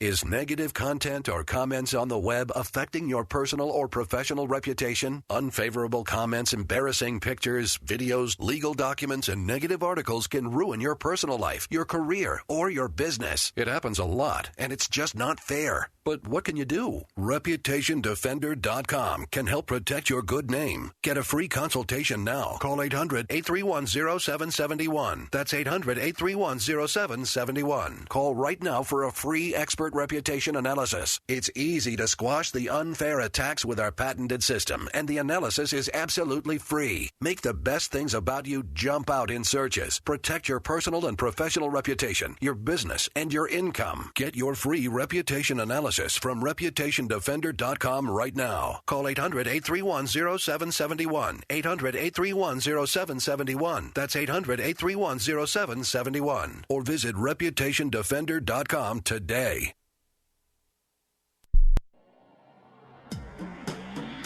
Free Press Publications is an independent, alternative media and publishing company founded in June 2009 with the mission of ensuring a free press for the freedom movement and is committed to spreading the message of peace, freedom, love, and liberty.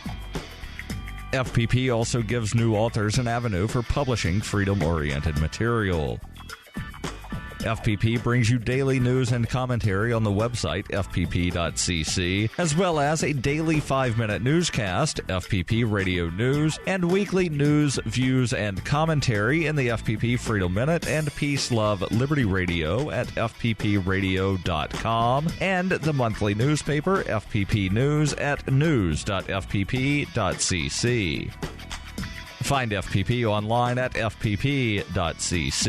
That's fpp.cc, as in Creative Commons. The three most important things you can do for Free Talk Live are: 1, share one episode a week on Facebook or in some other social networking site. 2, buy the things you buy online through shop.freetalklive.com. 3, give $5 a month to the AMP program. You likely buy all kinds of things online. Amazon is the largest online retailer. You can get what you need at the same prices with free Super Saver shipping by going to shop.freetalklive.com. Please do your online shopping at shop.freetalklive.com. I love My Magic Mud. I drink a lot of coffee. I had stains on my teeth. Then I found My Magic Mud, and I was told it would remove stains. So I paid attention when I brushed the first time. My Magic Mud is black tooth powder, and the difference it made in my teeth in one application was noticeable. With 4, my teeth were as white as you normal folks out there. Please go to mymagicmud.com and buy a jar. There's 150 applications for $25. You can use Bitcoin, mymagicmud.com.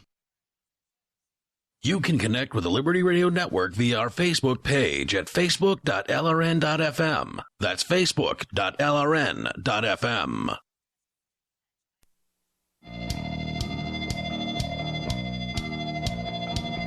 This is Free Talk Live. Moments remain. Enough time for you if you join us right now. The toll-free number is 855-450-FREE. That's 855-450-3733. With you in studio tonight, it's Ian. And Mark. And don't forget to join us online at freetalklive.com. You get to control the content there on the front page of the site. It's a Reddit-based system. You can submit what you want to it. Other listeners vote on what you've submitted. You get to vote on things as well. You vote it up if you like it, down if you don't, and it's all totally free. So get interactive over at freetalklive.com. As we go to the phones, to the fun, Dan in New Jersey. You're on Free Talk Live with Ian and Mark. Hey, Dan. Hi, how you doing? Welcome. Did you have a chance to think about, while you're singing the praises of what the ideals of journalism is supposed to be, the unofficial fifth branch of government, checks and balances, you have a structure where one makes outrageous statements, and admittedly, because they're outrageous, the other one tries to be the sensible one. To really compare Trump to having people shot on the spot, is this just, aren't you, you're using your opportunity for progressive gay programming to really come across as outrageous and being the kind of journalism that is the opposite of what you think journalism is, and it's not that at this Brother, point. this is talk radio. It ain't journalism. I don't know where you've been. No, you were talking about journalism, saying the fifth branch is supposed to be checks and balances. But is this just shtick comparing Trump to wanting people shot on the spot? Plus, what happens in the Philippines is not so unusual. At least reporters there have a chance. In the Middle East and the Muslim countries, there's no such thing. And they're dragged behind, they're picked up in jeeps and dragged to who knows where. And I don't know if you heard, but there have been more than 170 journalists murdered in the Philippines in the last 30 years. That's and it's terrible. pretty... I didn't deny that, but there's people murdered in Egypt and Saudi Arabia and Syria. Are you going to compare Trump to ISIS and Al Qaeda also? I mean, you have to know this is tongue-in-cheek, I guess, right? What part's tongue-in-cheek? Seriously, seriously think that clearly ISIS is a terrorist organization. I mean, I'm going to go ahead and give you that. Just like all governments. I'll even go one step further. Al Jazeera is a Muslim organization backed by a Muslim country, and they're in all of these Middle Eastern countries, and they're not reporting. Yeah, they're reporting, and they're not losing reporters at nearly the rate we're talking about here. Well, maybe they are, but we don't know. What does it have to do they're with not. Speculating and synthesizing that Donald Trump's in that same school of thought? That's ridiculous. When the fact is, the Secretary of State did have someone assassinated, Gaddafi, because he was told he posed a threat. So we became a mafia hitman for Muslims in the Middle East. That's where the real killings have been. And of course, an ambassador who was left dead because somebody wasn't on the job at best.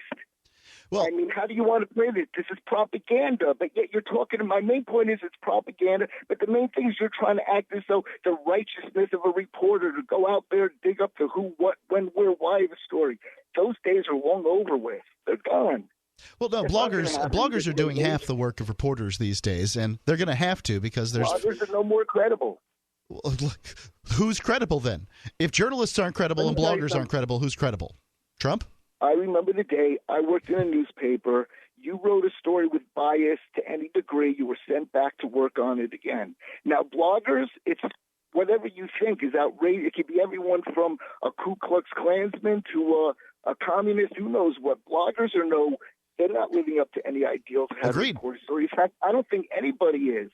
But the main thing is, here's a man that's killing people in the streets on the spot, and your whole topic of the show is, let's compare him to Donald Trump. But it's as though your general manager said, that's too transparent, So you think we have a general manager? Wait a second. You don't understand the way Free Talk Live works at all. Let me explain it to you. Point if you think it is, whatever you do to plan your show to try to compare it to Trump, who's running. Oh, we don't plan this show. Yeah, Ian did not run this by me, and I felt that I agree with you. I feel that it's irresponsible to say, "Well, would Trump shoot reporters in the street in America?" I didn't say that's that. what he did. I said, is he like Duterte, but who hiding shoots it? reporters in the street? But is he apparently hiding it because he can't be as brazen? He can't do it because instead he's threatening to sue and those sorts of things. He said he wants to punish the publication of purposely negative stories. I mean, this guy is not – it doesn't sound like he's in favor of press freedom. I mean, do you support that, Dan?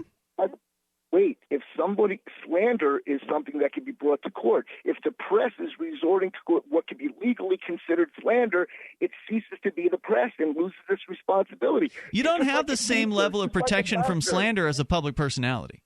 I don't know. We're not trying a specific case here. But if something can be tried in a court of law, look, do you really believe the media has a halo over its head in this day and age with the money and the markets changing from print media going out of style to online media? You really believe that no one should have a problem with what's reported in the paper? I know not You one mean that there isn't one odd fruit that could make me lose weight? Hold on. If you've got a problem with what's being reported in the paper, don't buy the paper and recommend to your friends to not buy the paper as well. But don't pass a law against it. Okay, then don't vote for Trump. I won't. And I won't vote for Hillary, and I won't vote for Bernie. I won't vote for anybody that wants to control my life. So talk about that. We do. We talk about that every night here on Free Talk Live. I think it's really important. It's really important to look at what Trump believes about journalism. He can't hear you if he's talking. It's really important for us to talk about Trump's beliefs regarding journalism. Clinton isn't out there running around, and I'm not supporting Clinton. She's not out there running around talking about libel and slander cases.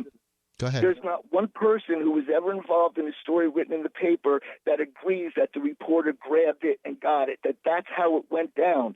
There are plenty of mistakes. Always. Every story.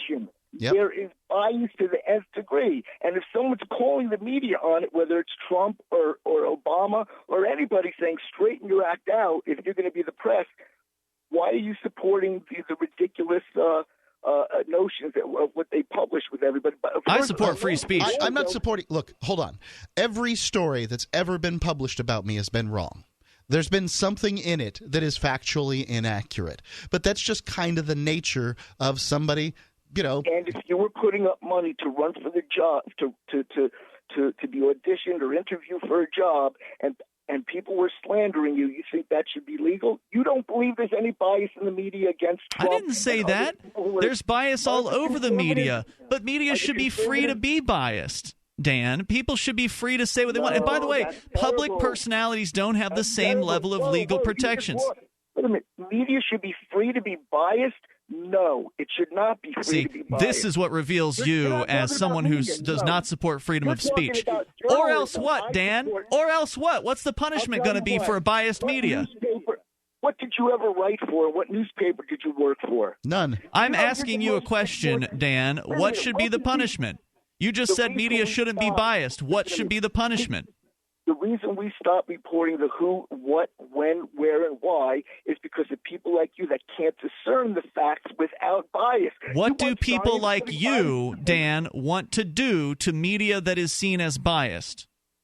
Certainly not what you suggest. Have people who criticize the media and want people shot on the spot in the streets. I didn't suggest shooting anybody. You're saying Trump's attitude is logically going to lead. Are you going to answer the question? What do you want to see happen to media that you consider to be biased? What should happen? No, that's not the question. Your whole show. You're dodging it. You're totally dodging it.